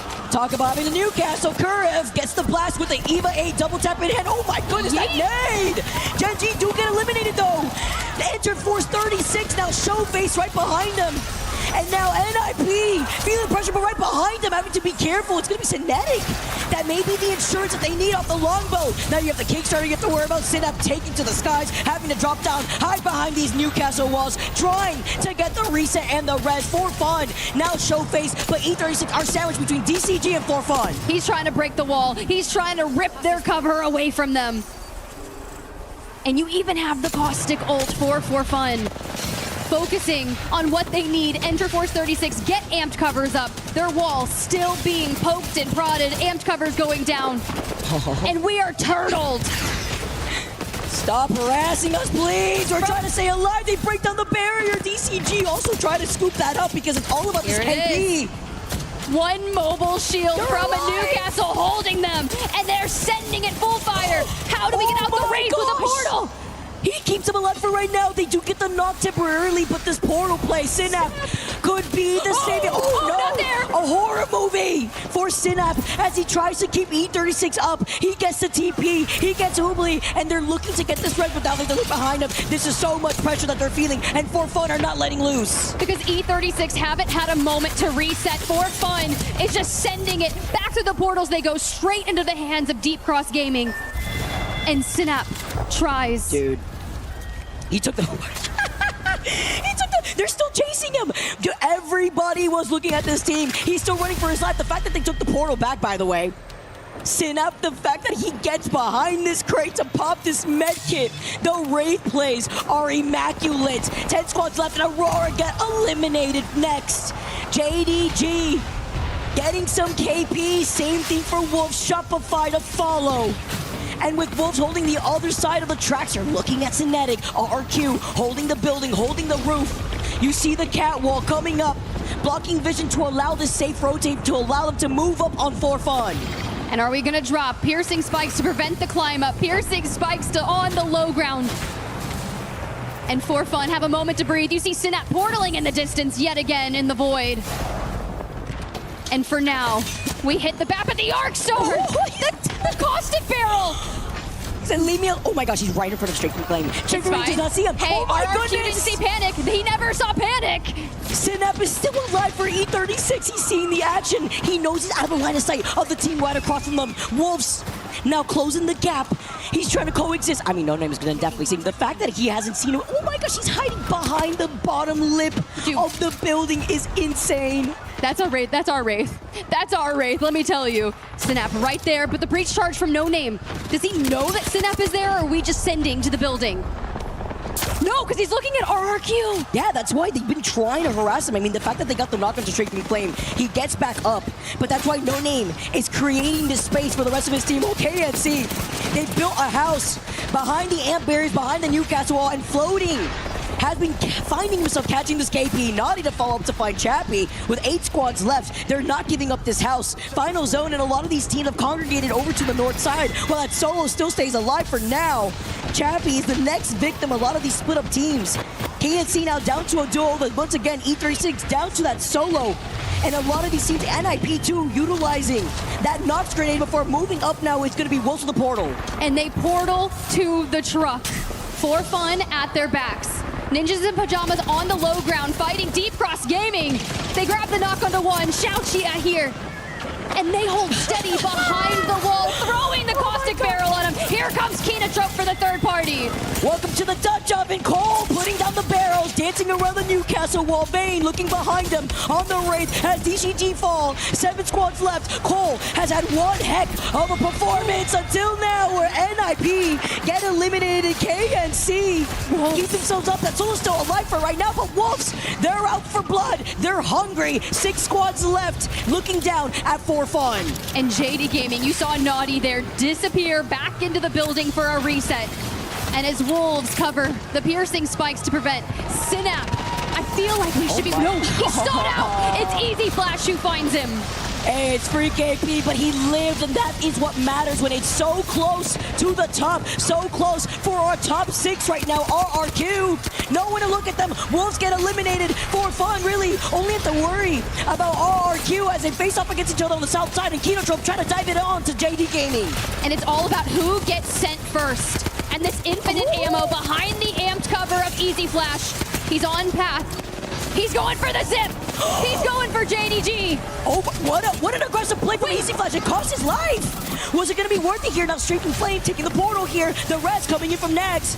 Fun now trying to stay in this fight in the last two squads as JD Gaming go out. And so does For Fun now as they are your Game 9 winners. They moved up. The patient play was immaculate. Now they're sitting in second place in the overall standings with that performance alone. For Fun, 9 kills, 3,300 damage. A game when they needed it most to launch themselves up the series. For Team RRQ, a brilliant game there to get into the end. 13 points for them. JD Gaming from the outside looking in, trying to get into the top 6. Was it enough, Vicky? I mean, getting that dub with 9 KP, they played that so safe. I was wondering here, man, RRQ, they got aggressive. You saw how they were able to try to play Ring Around the Rosie around that rock, man. The ring closing in right behind their backs allows For Fun to walk up and take another dub. Let's not forget that they won game number 1 on E-District with 10 KP to kickstart this entire 10-game series. And this is on the other side. Roy on the screen. Deep Cross Gaming, a top 10 finish there. But we're still doing everything we can to get into the top 6. And with 1 game to go, and how close the scoreline is across the teams, It's not impossible. You're 9 points out of the top 6. But now you have to look at the teams that are in the later half of this entire lobby and understand that you could literally wipe out every single person. It would just be impossible to find yourself in this top 6. That's why we saw the desperation from our solo player on E36. The Wraith trying to cling on for dear life with how tight it is in the top 6. Literally E36 surviving alone. Gave them that placement for fun. Being able to find themselves in that second place spot. The difference maker between 6th place. Because our top 6 make it in. And 7th place for JD Gaming. We're getting that KB. It's like a few points, like 3-4 points. It's crazy to see how tight it is. How tight it is. This last game is going to mean everything. Will we see teams grief each other? We saw the attempt from Flat. I mean, Aurora going out right there. Aurora sitting in 16 with 38 points. It's a tough day to be an Aurora fan. This is what happens at LAN. This is what happens when you see what these teams are playing for when their backs are against the wall. And then you look at Shopify, who are 52 points in 11th. If they take this lobby by a storm, it all depends on this final game on World's Edge. It's crazy to see how this Survivor stage has played out. Don't go anywhere, because we'll find out what the results are looking like after this final game and after this final break. We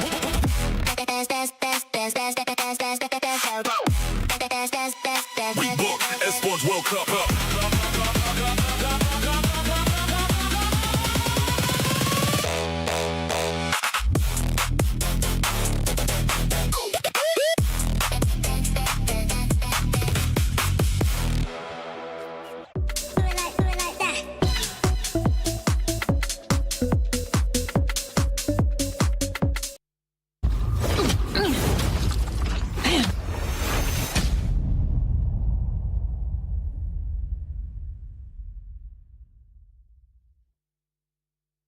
This is the result of a loss at EWC 2026. And this was the fate of TLN Pirates and Apex Legends alongside 5 other squads in our group stage.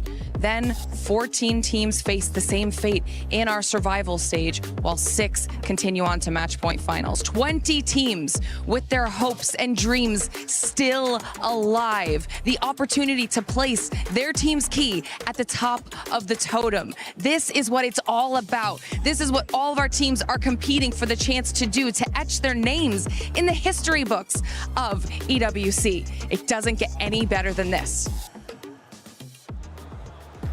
That's right, Glitter. It doesn't get any better than this, because we're going into the final game of survival stage, and boy, are the stakes high. I mean, you heard the caster say how close everything is. We'll take a look at the overall in a little bit, but we're gonna talk about an outstanding performance in No Name from Wolves. He was almost able to clutch it 2 games ago, by the way, but still, insane performance when they needed somebody to step up. I mean, for every MNK user in the entire world, he is probably one of the 2, him and Asia probably, but he is probably the player you're looking at currently right now after that phenomenal game right there. It could have probably been the clip of the year had his teammates Knockdown Shield not stopped 2 of the bullets and he finished up that game. It would have been absolutely, it would have been the clip, I think. Phenomenal. There was just no stopping him. I'm like, from the Kraber to the Kraber to the Kraber, from the Wraith, the phase right behind the team, and then I thought he had it. I thought it was it.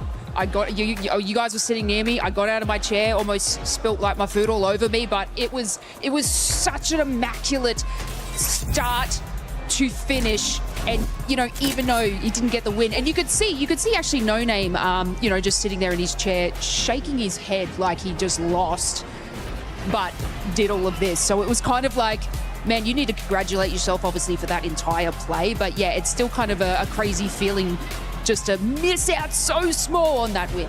And you're absolutely right. I mean, I thought he was going to be a little bit excited.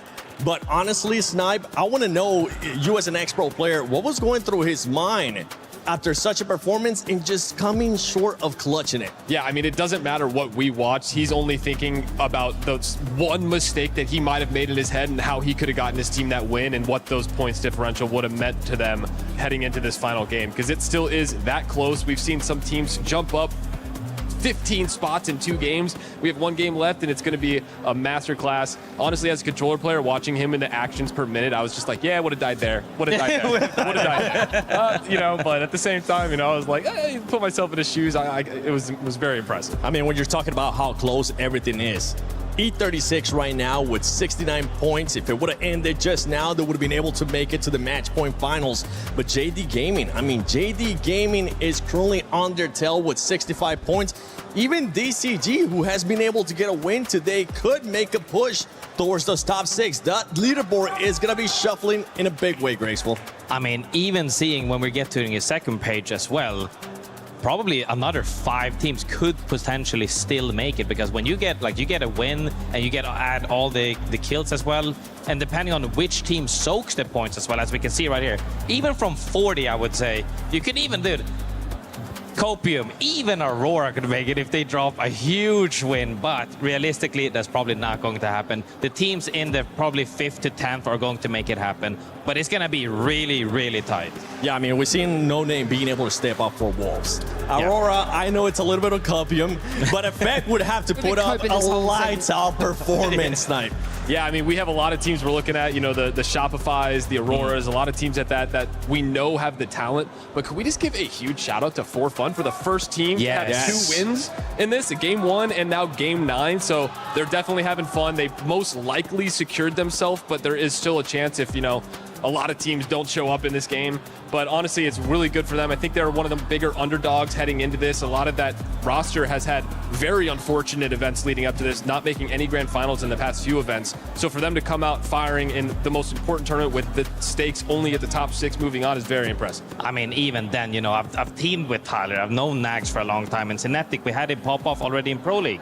And him saying himself that, hey, all I had to do was believe and play the way I wanted to play, which was actually a fragger, he said, and that's why he went full on roller. He swapped from MK to roller, very common in this competitive esport, and he just made it happen. And they're here right now, pretty much stamped their tickets to the finals. What better way is it to make that happen? See, I called them the consistency kings, didn't I? And you can see it now coming to fruition because, you know, they're slow and steady. Yeah, they got the wins under their belts, but honestly, like, that is what you need to play. And then, you know, you look at RRQ and Easy Flash going in there, doing something crazy with the Pathfinder and failing from there. So, like, they've been playing their game the whole time. Yeah, and Graceful, right now we're looking at the Band Legends going into the final game. Yes. What's currently popping out at you? I mean, the biggest thing is Alter got banned so late, actually, and we saw Dinos get use out of that for the longest of time. RRQ as well played it for quite a bit. So I think that some of these teams is ahead on a strategic level.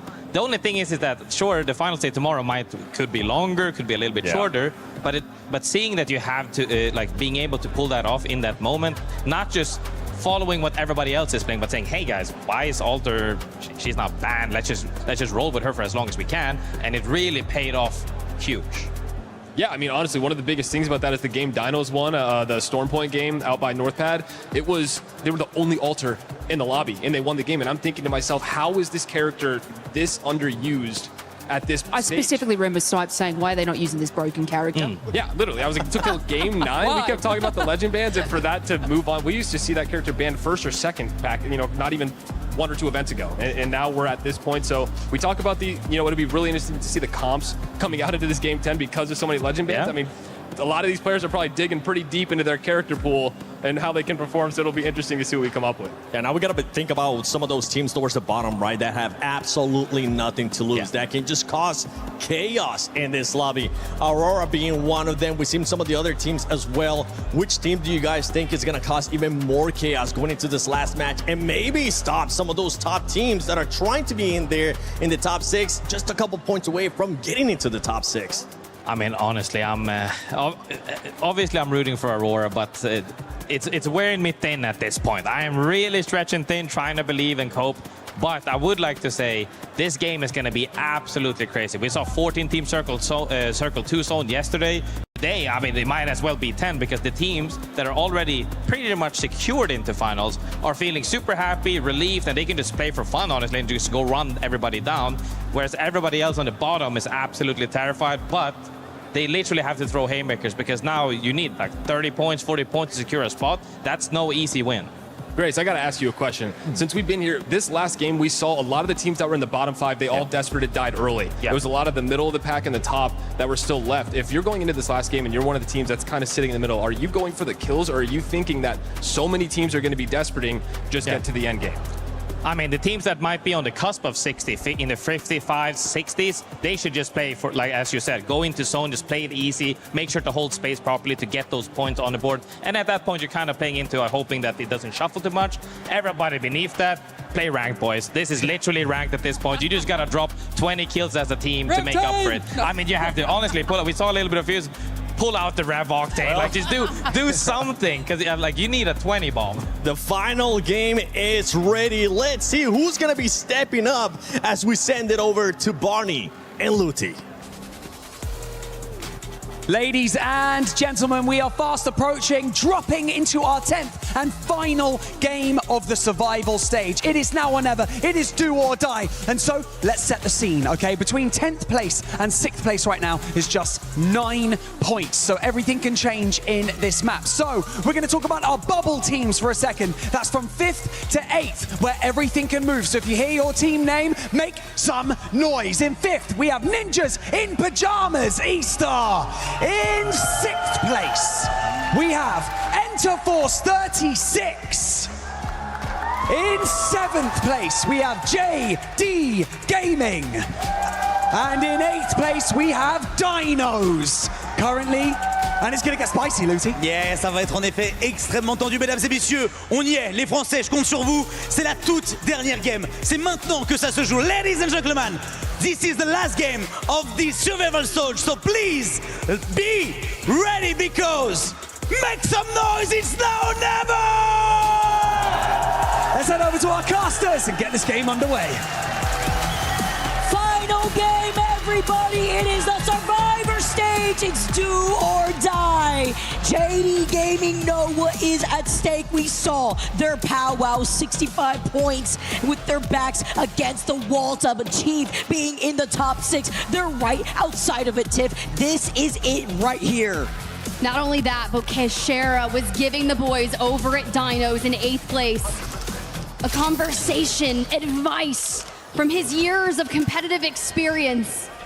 Those boys were 10th in the Americas Split 1 Pro League, and now they're fighting for a chance to get into the Split 1 match point finals here at the playoffs. Who's gonna grief who? This is what I always look out for. Who is going to grief who? Because Aurora now are already chasing right behind KNC currently.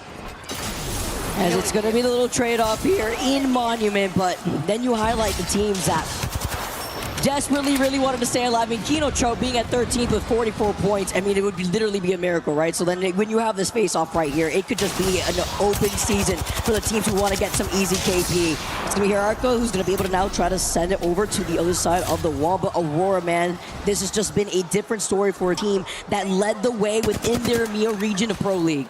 It's no Rev Octane, but breaking out the Mirage, the Axel, the Bangalore. The only thing on their mind right now is run it down. And as we look at the ring, we're pulling up to that top right-hand side, Deep Cross Gaming, your 10th place team already just on the outskirts. Shopify Rebellion, Enter First 36, also making their way up as JD Gaming went for a quick rotate. I'm looking at Wolves, your 3rd place team, 75 points, by the way, which should, in theory, be the statistical benchmark for 6th place, crawling up through the South. You know it's cooked too, right? When you see some teams rocking out at double vantage. I mean, it's tough. You see that one Mirage, right, from Aurora. This is what you can expect in our final game for the teams that know they have nothing to lose. Aurora now trying to grieve for fun, by the way. A team at 77. Genetics down. Now getting that first knock. Aurora are upset, and if they can't have it, nobody can. Effect now moving up. Getting slowed down by the Caustic Barrels. They lose out on Hierarcho, though, and being able to follow up next. Goes out next for fun. Get eliminated, and Aurora grief them in the process. They look at what was going on with Kino Choke. They deviate their attention. They take take care of for fun. Let's see if they're safe. But as you mentioned too, Tiff, they do have 77 points at the least. Statistically speaking, we should be good. But this lobby could be wild. As heck no. Flat, their only choice to be hyper aggro, and Zipline Mafia in 9th. Find one of them. I'm getting a little bit of revenge for the Dino boys, I ain't gonna lie, because Flat was trying to grief them, and it actually set Dinos back a little bit because they're sitting in 8th place overall with 64 points. While we do have a quick pause, it's important to highlight why Zipline Mafia wanted to get the KP, the mid-climb right there too. Bro, Spider-Manning. But the mid-climb, and also highlighting the fact that Flat now are down to a solo, with Zipline Mafia knowing what they need to do to find themselves in the top 6. Anything, any KP with 63 points, 1 point difference between themselves and Dinos, 2 points between Zipline and JD Gaming. That is just how tight it's been as we take a look at the audience. But man, this zone is pulling all the way up to the north on World's Edge. The cheers from the Zipline Mafia fans, man. We saw them try to take that fight over by Pride Rock on the outskirts of Mirage Etoile. They knew what was at stake here. All the way from Kazakhstan to support the boys at Zipline Mafia. They just need 6 points to get into that 6th place slot. But honestly, Vicky, the fact that you have to kind of prey on the downfall of other teams in this lobby to fall so that you can take their place is one of the craziest things, but hearts are gonna break today. Happens to every single LAN, and it always saddens me, but this is what happens when you want to climb your way to the top. This is the level of competition that we have on our hands.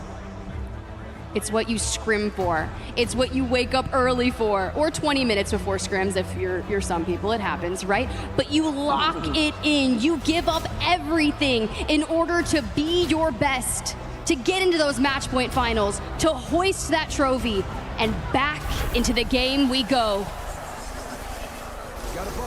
What a place to come back out, by the way. Drop said not today. They're going to avoid taking any damage as they take the portal, avoid the nade.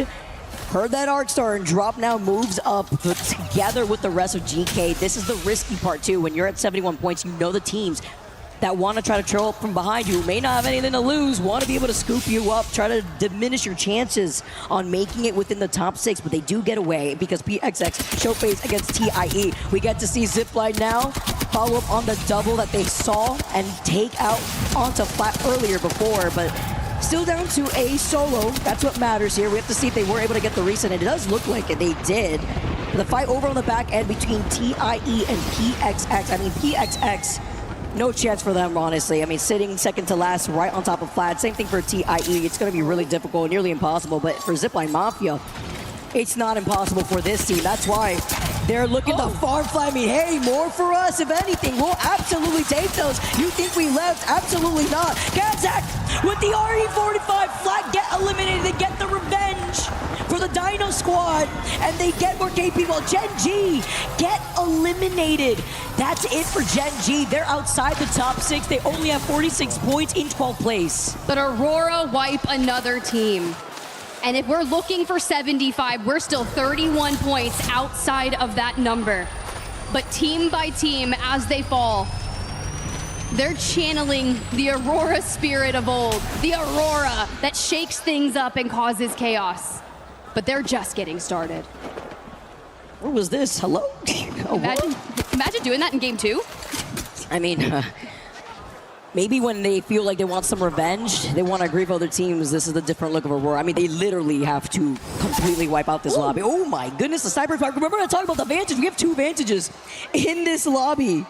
And Neo running for their life as a solo. It's another one of these teams where really difficult last 9-game series. We've had 10 total games in the Survivor stage, and they are literally trying to survive. Dino 2, being one of the teams on that cusp, they still need to show face. You see Zyno on the other side with Shopify Rebellion on the other end with 52 total points, but the way that they're bunkering down from the other side, while Cole from NIP do find floating, that's going to be a really important fight to look at between JD Gaming.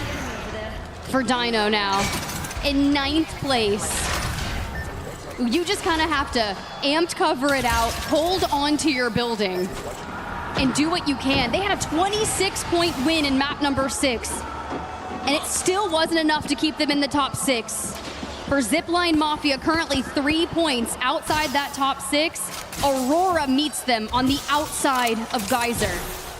At least you do have Kazakh on the path for some extra mobility, but choices are going to have to be made, and choices will be costly. I mean, Aurora knows with the survey beacon, they know who's waiting for them at Geyser, and Zipline Mafia have way more to lose, obviously, than Aurora. That's going to be scary. RRQ, I'll be real here, are pretty safe. They have 80 points. They're literally in first place. It does benefit them when you look at the POI draft that goes into that final lobby. But that same pressure that applies to Zipline Mafia, Dino, JDG doesn't really apply there. While PXX know that, are trailing behind them, trying to harass them when you got nothing to lose, headlock in hand. See, by the way, in the feed, Cole still finding heads, still finding Zainu without giving up their position over to the north side. To be expected. And you're 100% right with ROQ as you see Strafing Flame out into the distance, PXX hunting them down. It would take, what, 6 teams to leapfrog above 80? That's not happening. Statistically, they're good. But PXX still out for blood. They're going to find Strafing while they're at it too, right? Any KP for them, but they just know at this point. Moving on to the next one, TIE being another one. Let's see how they're going to be trying to reset on the outskirts against WGR Neo. Another one of those teams here. A little ballistic. I love the variety we're getting here into game number 10. The only issue with some of these teams down in that the bottom 15, right? If they point sponge the kills, the teams trying to get in top 6 will find it difficult. F-Chan, 1 HP, dives to the inside, ults come through, and when you have 1 member left standing, you're chasing down the white Grim Reapers. We know they're now staying alive here and going to be able to get this reset as well as this finishing blow. It's just kind of those fights and the skirmishes over by countdown, but honestly, those 2 teams being on the later half of things, not really at risk here, considering that they won't make it. But now you have Wolves, who have been in the top 3 this whole time, putting on a masterclass, dealing with the Reapers, the Grim Reapers, Aurora, but Effects is putting on a performance himself while Wednesday's alive for now. He does get traded off though. It's gonna be Zipline Mafia scooping that up for themselves. Aurora get eliminated. They're out of this lobby. They won't make it for the finals. Done with the tournament as well as Ty out in 16th place. Back to Wolves we go. 78 points should seal the deal for them to advance on to match point finals tomorrow. For GK, NIP, Enterforce 36, those are what people are looking to take. And it's Zipline Mafia trying to get the kills to do so. This is so crazy from Zipline Mafia. This is such a good plan from them. They're claiming names, they're finishing these knocks. No Name running for his life, but Wolves being another one of those teams with 78 points. Remember, 4Fun got eliminated first. They are at 77 points and still in the top 3. A safety net, while Wolves, though, do overtake them. Getting that extra KP puts them in that 2nd place spot. Staying alive here and getting this nice drive-by, because I hear Vantage, though, in the game. VP lose out on Prestis. Virtus Pro right now, being in the 18th spot once again. Another one of those teams, man, that came out swinging in Pro League, now falling short alongside Aurora that we said goodbye to earlier. But looking side by side at what's at stake, it's really Zipline Mafia who are cleaning up this KP. Virtus Pro. The Virtus Pro are gone. Ran right into the trio of WGR Neo. Getting all of the loot here on the western side. Now we set our attention to where we need to go. Keep in mind, guys, VKG did get a care package. They do have a Kraber, and they are in the center of zone. But that team is in 15th place on the leaderboard. So keep tabs on who needs to rotate. Dinos on that eastern side have Kenotropes just outside of them. Zipline Mafia and Wolves coming from Fragment. And the epicenter team is Enterforce 36, who have a longbow and have angles on the teams trying to make some of these moves. That's why we've seen them absolutely bully some of the teams rotating around that area. And it's good because when you have to highlight just how many points you need, this is what this final game's all about. This is why you're seeing these teams kind of going out of their way outside of zone, while Wolves trying to keep themselves alive because Zipline Mafia are on the hunt. A team that needs this way more. Neo do get eliminated in your feeds, but just to recap, it's insane to talk about that VP will not be in this final lobby. top header here when it comes to Pro League. Same thing for Aurora. It's hasta la vista, but it's making way for these other teams to now create their own path. The Zipline want to put their name on the table. They take out Wolves Esports. They're hungry with 4 KP in the pocket of Week Q.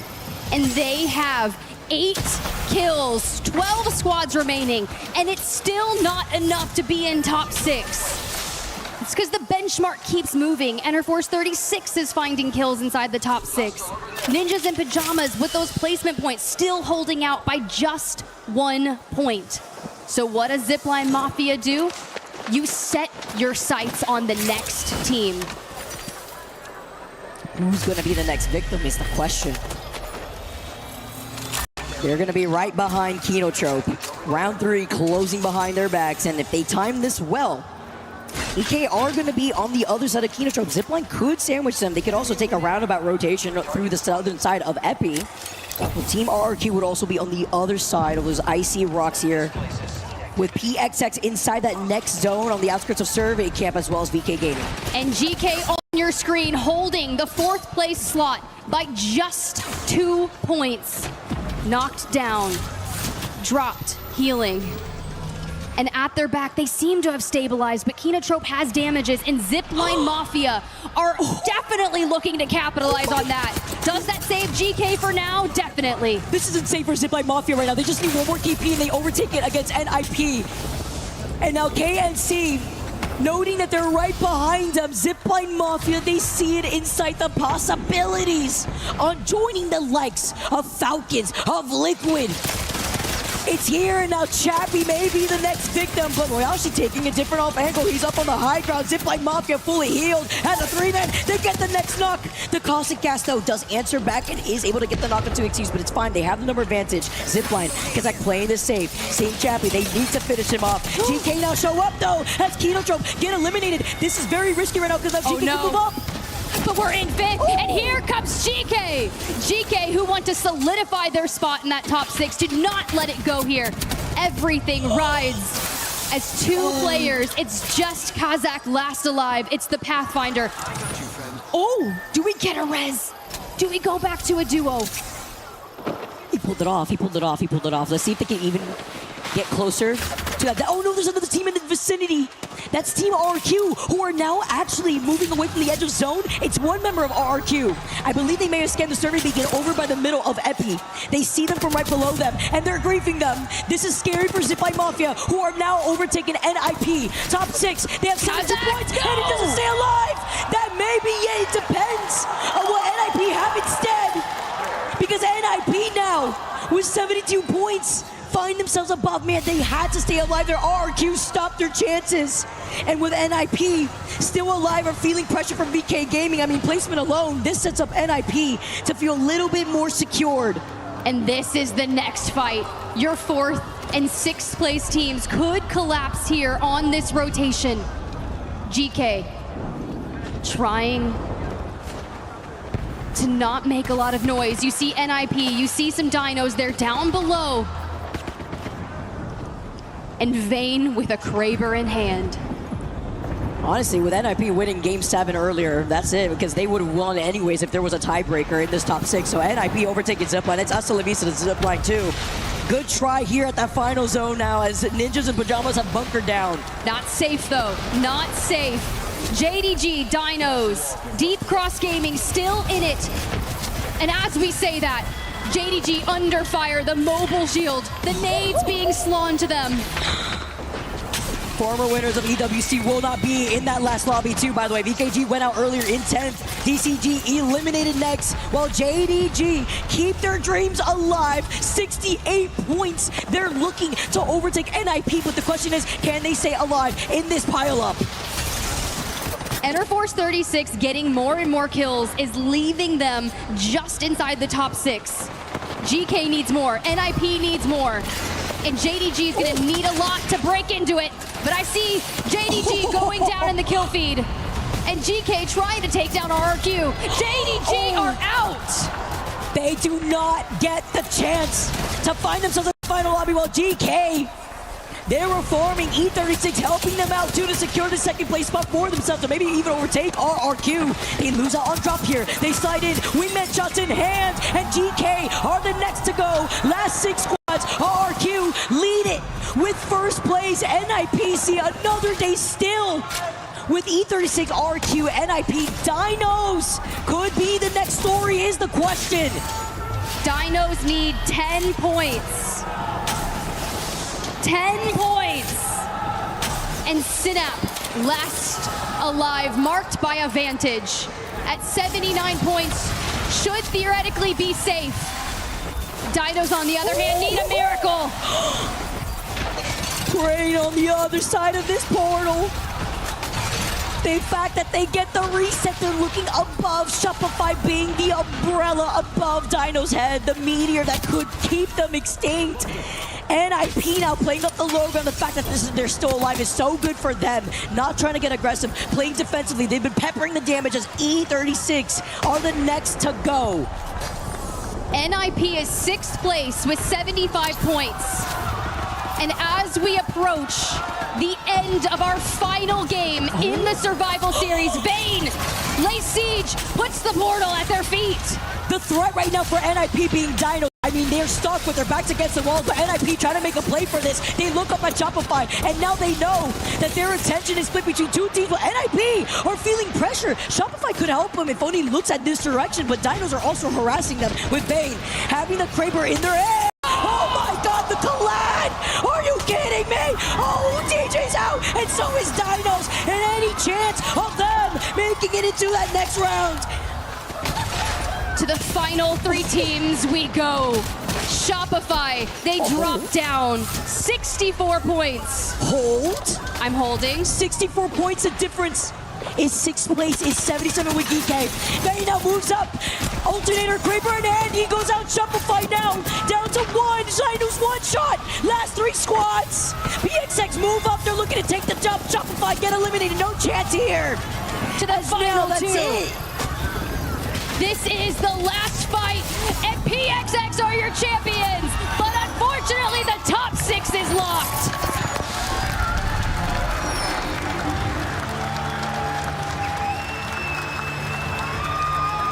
What a survival stage here in Paris. The 10-game gauntlet is over.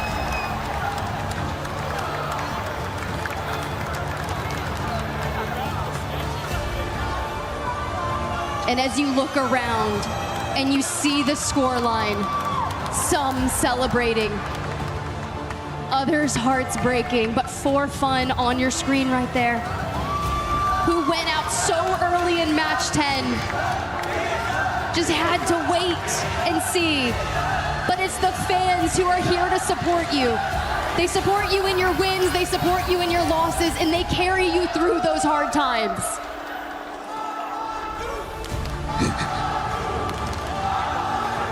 RRQ chants, as they deserve.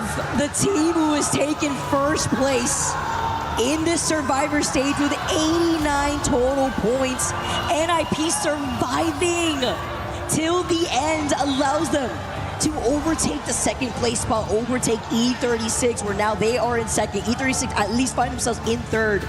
But our last 6 teams who will be in our final lobby, RRQ, NIP, E36 Wolves, For Fun, who was the first to go out in that last game, have a bit of breathing room.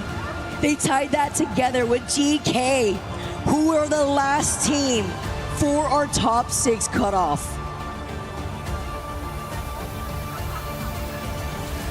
For the others who just missed out, Zipline Mafia, so many kills in that game, doing everything, gate kept by so many teams, fighting your way. I'm talking, we're double-digit kills. We are doing our best. But the teams in the top 6 just kept on doing more in that last game and staying alive. It's very emotional here. Wow, Wolves, man, today Can't wait to see more from this team, man. They were fantastic. Top 4 finish. A great performance here. No Name going crazy. I think he dropped like, what, 14 total KP over the course of these last 10 games. Wanks as well with 19. Amazing performance, and you mentioned, you know, being emotional, seeing the players that were right outside the cusp. The congratulations. This is what we love to see at our ALGS LAN. You don't get this anywhere else. You don't. The regions coming together to celebrate. APAC South teams, Wolves Esports, we're your #1 seed. RRQ staples in the APAC South scene. And the family and the fans just waiting to celebrate. You can see right there, Mama Vane, ninjas in pajamas. It's you know, it really touches you in a different way, but I do need to highlight the teams that unfortunately did not make it by a slim. Zipline Mafia, who started waking up, who knew what they needed to do in that last game, not surviving. So many teams looking at them, GK being part of that. That's why they needed to secure their back into that zone. Dinos, have to give credit to this team. With a lack of LAN experience, they came in swinging through Pro League and here at LAN. DJ dropping 19 kills. JD Gaming, after the performance today, Floating is your kill leader in this entire lobby with 23 total kills. Finding themselves in 9th place overall, it makes you wonder, when you dwell on certain actions in a series like this, when you have 10 games, you have to recall towards game #1, taking that flanking angle, maybe getting that win. What could that have done? I don't like what if moments, Vicky. I mean, you gotta review, man. This is what happens when you got that trophy right in front of you, when you know what's on the line. This is the level of competition. Shopify, who were behind them too, bringing in Phony, playing alongside Zainu once again. It's a very hard position to be in. It's very emotional.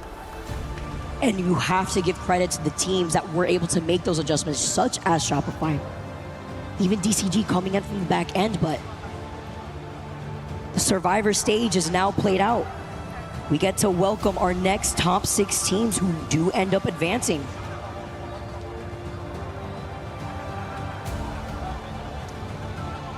Well, while everyone celebrates or gets everything together, let's get down to the stage. Barney has an interview for us.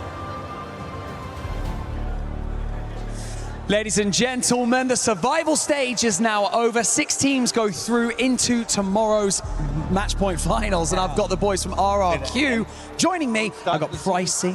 Pricey, dude, we just had a very quick chat before we went live, and you said, that was stressful.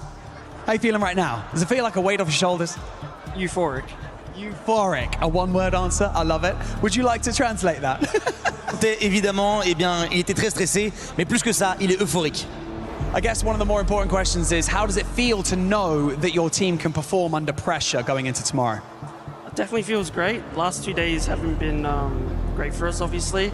Choked a pretty easy winners run, and straight into the finals, but being able to show up here, Flame was pulling out of his mind, Bar was doing Bar things and just killing everyone. Everyone did their part, and it felt great. Felt like a team. Il lui a demandé. Feels like a team. Sorry. Il lui a demandé évidemment ce que ça faisait de jouer sous cette pression. Est-ce que ça le rassurait pour demain? Il a dit évidemment, surtout que les 2 premières journées ne sont pas extrêmement bien passées pour eux. Mais alors là, autant dire que ça s'est vraiment très bien passé. Ses teammates ont clutch de zinzin, ont fait exactement leur boulot, et du coup, il est confiant pour demain. Strafing Flame, tell me about the journey through the EWC so far this year. Obviously, Pricey said that first 3 days, in fact, were pretty tough. Today, you guys have shone. It's been amazing. But how has it been for you? Has it been a rocky road? Yeah, I mean, EWC so far has been a very unstable roller coaster. I think we started off the first day right in 2nd place, second place overall leaderboards, and then we just couldn't get anything going after that. And I mean, it's just about the mental factor, right? We go into EWC with very little expectations, and then after the first day, we show what we're capable of when we're playing not under pressure, and we dominate, right? And today we went into it with the same mindset again. It's if we go home, then we go home. All right? Like, I don't want to lose, but I'm okay with losing. And my teammates as well, like, did a really fucking good job. Like, I guess taking that mentality to heart, and we played like what we were supposed to, you know? Like, these guys' names explain themselves. Like, if you ask any competitor, they know about these guys. These are two of the best players in the game, and we just, you know, kind of played like it. Last little question, bro. Like, if you have to shout out to someone who is here but didn't make it, if you have one team you want to shout out for them because they didn't reach the top 6, who you want? Gen G. Did VKG make it? Yeah. No, VK didn't make it. VKG, Gen G, Aurora. I think those 3 teams, I really would have hoped that they would have made it. Maybe see you next time for them. Yeah. All right, gentlemen, we're going to take a little stroll. Come with me, because you, by placing in the top spot in our survival stage, have earned the right to crush 14 keys at one time. So hold on. Whoa, whoa, whoa, whoa, whoa, whoa, whoa. Okay, we'll let you know. Luti, it's about that time. Whoa. You're scaring me, bro. Do you want to open it? Okay. Yeah, you press that button. And press that button. Here we go. And the iris is now open. It's all popping off. Here we go. Flame in 3, 2, 1. Send them home.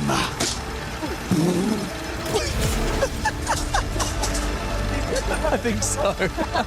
You know what? It's okay. Things can be fixed. But the reality is that the 14 keys are now indeed crushed. And so, with that being said, our survival stage is now coming to a close. But before we let you go, we're going to send you over to Rainday, because I believe he's got some interviews for you guys.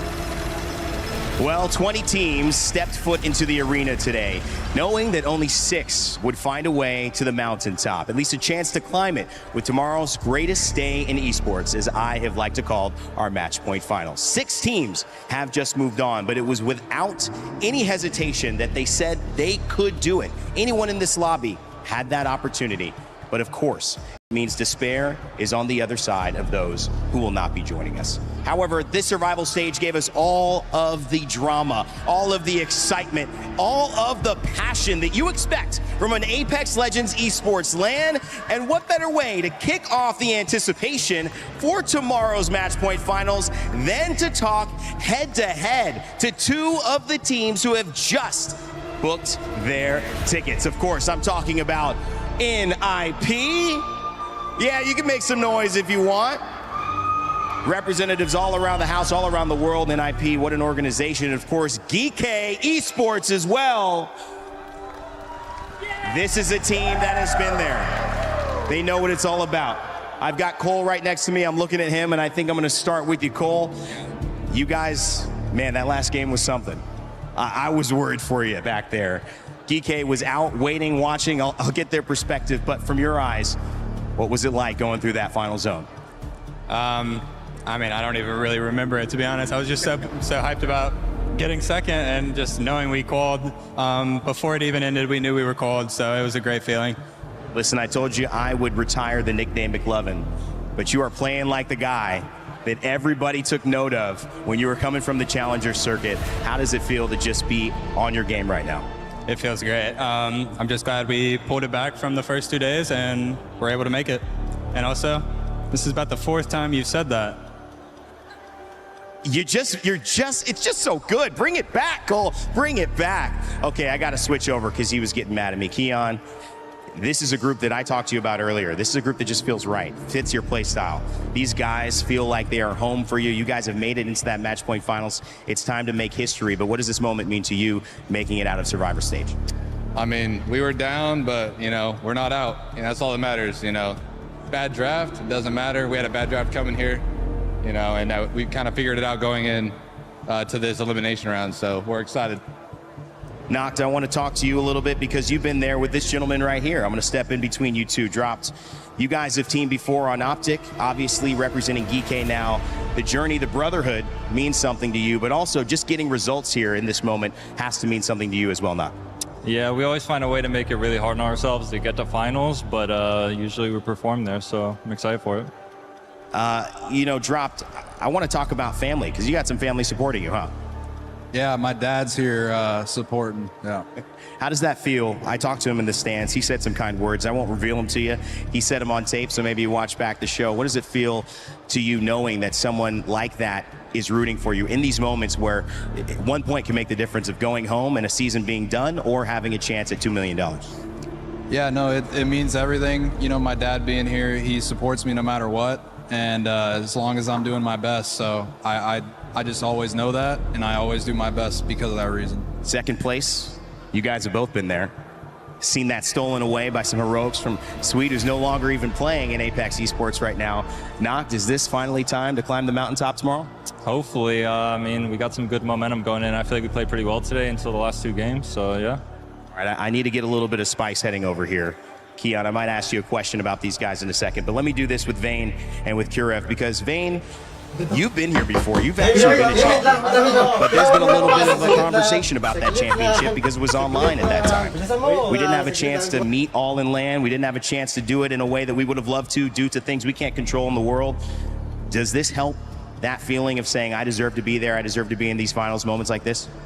Yeah, for sure. I mean, you know, winning an online championship is great, and then, you know, a couple months in, it's like, you know, it was online, it was this, it was that, you know. But it feels good to be on LAN and to keep improving.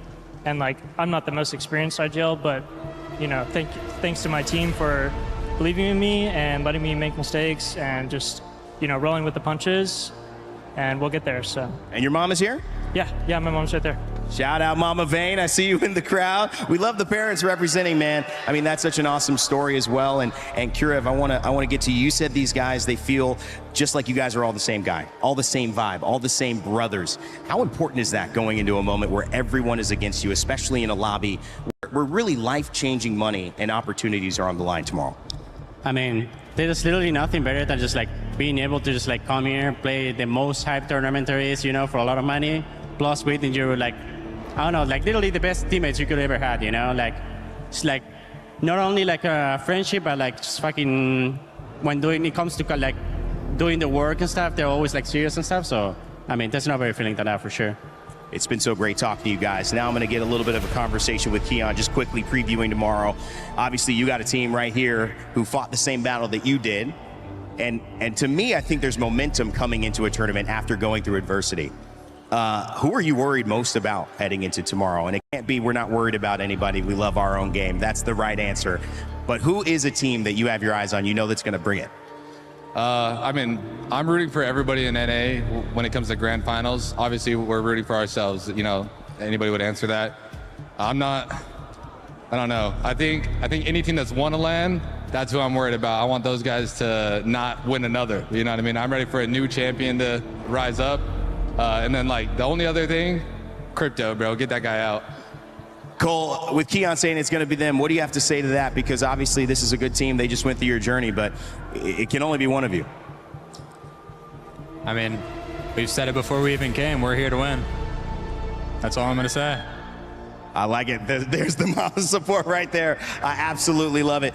Gentlemen, this is one of those moments that you don't get very often. Soak it up. Enjoy it as well. I'm going to leave you guys here. One final word to your fans, to your friends, to your family, whoever you want to make it out. Cole, I'll leave it with you. Thank you, everyone who roots for us, and thank you for believing in us, even when times are tough. And we'll go to Noct here, because I think I've kind of hit this moment. Big moment for you, man. And what do you want to say, final moments to GK or to anybody who's been supporting you? Yeah, thanks to GK for supporting us and all of our families. You know, we got some family here. Shout out to them and everyone back home. All right, well, what a moment, guys. The survival stage is set. It's done, and these two teams, along 4 others, will be playing tomorrow for $2 million and the chance to hoist this trophy. The ALGS Split 1 playoffs at EWC 2026 is only just beginning. You better join us. That's right, Rain Day. That's right, Rain Day. I mean, you said it best. $2 million on the line. And there will be a new champion, as VK Gaming, the reigning champions, have not made it to match point finals, but one team that has definitely made it, it's none other than RRQ Lace. The reverse caster curse worked.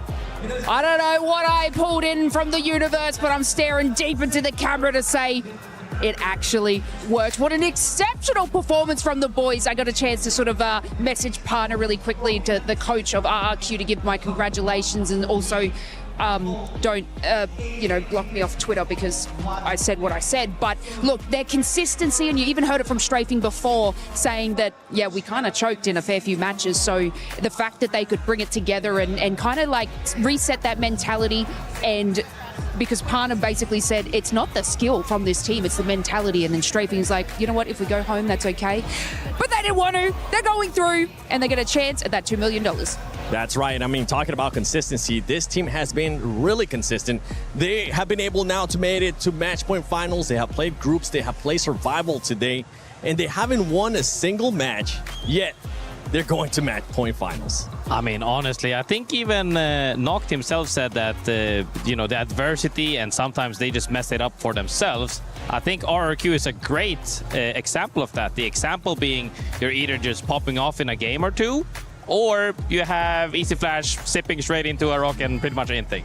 But, however, when you can keep your head up and keep going through it, being through all the nitty-gritty, tenacity, patience, absolutely everything. You need to pull out absolutely everything to make it this far. And consistency or not, if you're at that top of the leaderboard, you can go really far in the finals tomorrow. Okay, well, Snipe, I know you haven't been hot on this squad. RRQ, you picked them to not even be here, but they end up being in first place. And you can see right there the top 6 teams that will be heading to the match point finals. But I got one question for you, Snipe, in regards to Team RRQ. Have you seen enough from that squad to possibly see them lift the trophy tomorrow and take home $600,000? Yeah, I mean, this team has had, they've been in the grand finals multiple times, this exact roster, and we know how Strafing Flame has been. They've had multiple chances to win some tournaments in the past, but I think what I've seen is that they have the capability to dominate a lobby and get top 2, or they end up in the bottom 3 to 4 and end up completely, fluking out. And I think that's just one of those teams where you don't know what to expect. I think Strafing might be the only competitor here that says, we're okay with losing. I have not heard anyone that would say that on that stage. So, I mean, maybe that takes the pressure off of them and makes it feel, like a little more natural. Yeah, maybe that's their own way of thinking, let's just have some fun. Let's go out there, do what we do best and see what happens. And, when it's flow state, it's flow state. We see how well they do. And when it's not going well, it seems like they have trouble finding a way to get out of that. So it'll be interesting to see tomorrow, but I mean, who knows? We'll wait. I mean, even then, 50 placement point is absolutely crazy. That means you're pretty much in every single end game at some point, whether that be in top 5, whether that be in top 3 or 2. You're still hitting every end game. So they know how to play the zone and having good macro in this lobby. But can that, can they keep that form up for tomorrow? Because those are 14 other teams that you have to adapt to their macro, their play style, and how they play. And a big heartbreak too here on the second page. You can see not only JNG, you see Aurora as well, Lace. They just weren't able to do enough, even though they were full sending it in that last match. Yeah, it was just too late, wasn't it? It was sort of like you had a fair few games to kick things off with 10 games. And on that 10th one, it just didn't make it enough. I think if they would have had that same kind of energy going into the first couple of matches, it would have been the way. It would have been the way. Now, going the opposite, right? We talked about consistency from RRQ, even though they really haven't been able to win a game. A team that has been able to win some games and was able to win actually 2 games today at the start, and then almost at the end for fun, has been able to win those games. I mean, for fun is still one of, we talk about them as well. Those are players from the EMEA region that are like, they've had their fair share of history, not necessarily to the success to the degree that they think they deserve, but I think a lot of people actually think that they deserve. I've teamed with Tyler myself. Cinetic has been absolutely phenomenal, and then Nags has been on roster, always been, he's been the glue to most rosters that he's been performing on, but on this LAN, it's actually about them being coexistent with each other, taking space. I still remember that draft point game that they played, and they're just capable of overtaking the game, and that's the type of proactivity you need to go far. Now, as we've been watching survival stage here at ALGS at EWC 26, we've been keeping a close eye, especially you, Snipe. We've been keeping a close eye on a player, and that is NIP Cole. And I know you were saying that you feel like his gameplay is very underrated. Yeah, I mean, yeah, I absolutely think he's one of the more underrated players, and he gives so much credit and hype around to other players around the league that I think it's time that, people put that same hype on his name. I think he brought a lot to this roster that they were missing. Kurev and Vayne are very good at speaking to each other and making sure that they have things locked down and allow Vayne to be the best IGL as possible. Kurev has also been in IGL in the past. And they all know what they're doing without needing to be told what to do. And Cole was a pretty new player. Came through challengers, fell on a roster that, had not much hype around it to begin with. And for them to excel to the point where they are winning Pro League, winning regional finals, and now they're at this event, and every day they've gotten better and better. I think it really is time to put respect on his name and the rest of that team's name, because it comes down to, at these events, you have every single one of these teams is incredible. Every one of these teams is amazing, and you have 4 days to prove it. It doesn't matter how good you were leading up to this. You have 4 days to prove that you are meant to be in that grand finals lobby. And if you screw up on any of those days, it's not who the best team is all around, it's who the best team is in that 5-day span this weekend. Yeah, and I mean, those 4 days have flown by. And now we will be heading over to that match point finals tomorrow. So make sure you tune in. But before we head over there, I mean, we have so many amazing teams as well. Is there one team, Lace, for tomorrow that you're going to be keeping an eye on? Wolves. We're still going to watch Wolves. We saw them go crazy. Yeah. We saw them go absolutely insane, and put respect on No Name. But I'm still backing that. They can do it because it is a match point format, and they come out kicking and swinging. How about you, Graceful? Bro, I think this is going to sound really old and OG. You know me here. We're in a part of that history as well.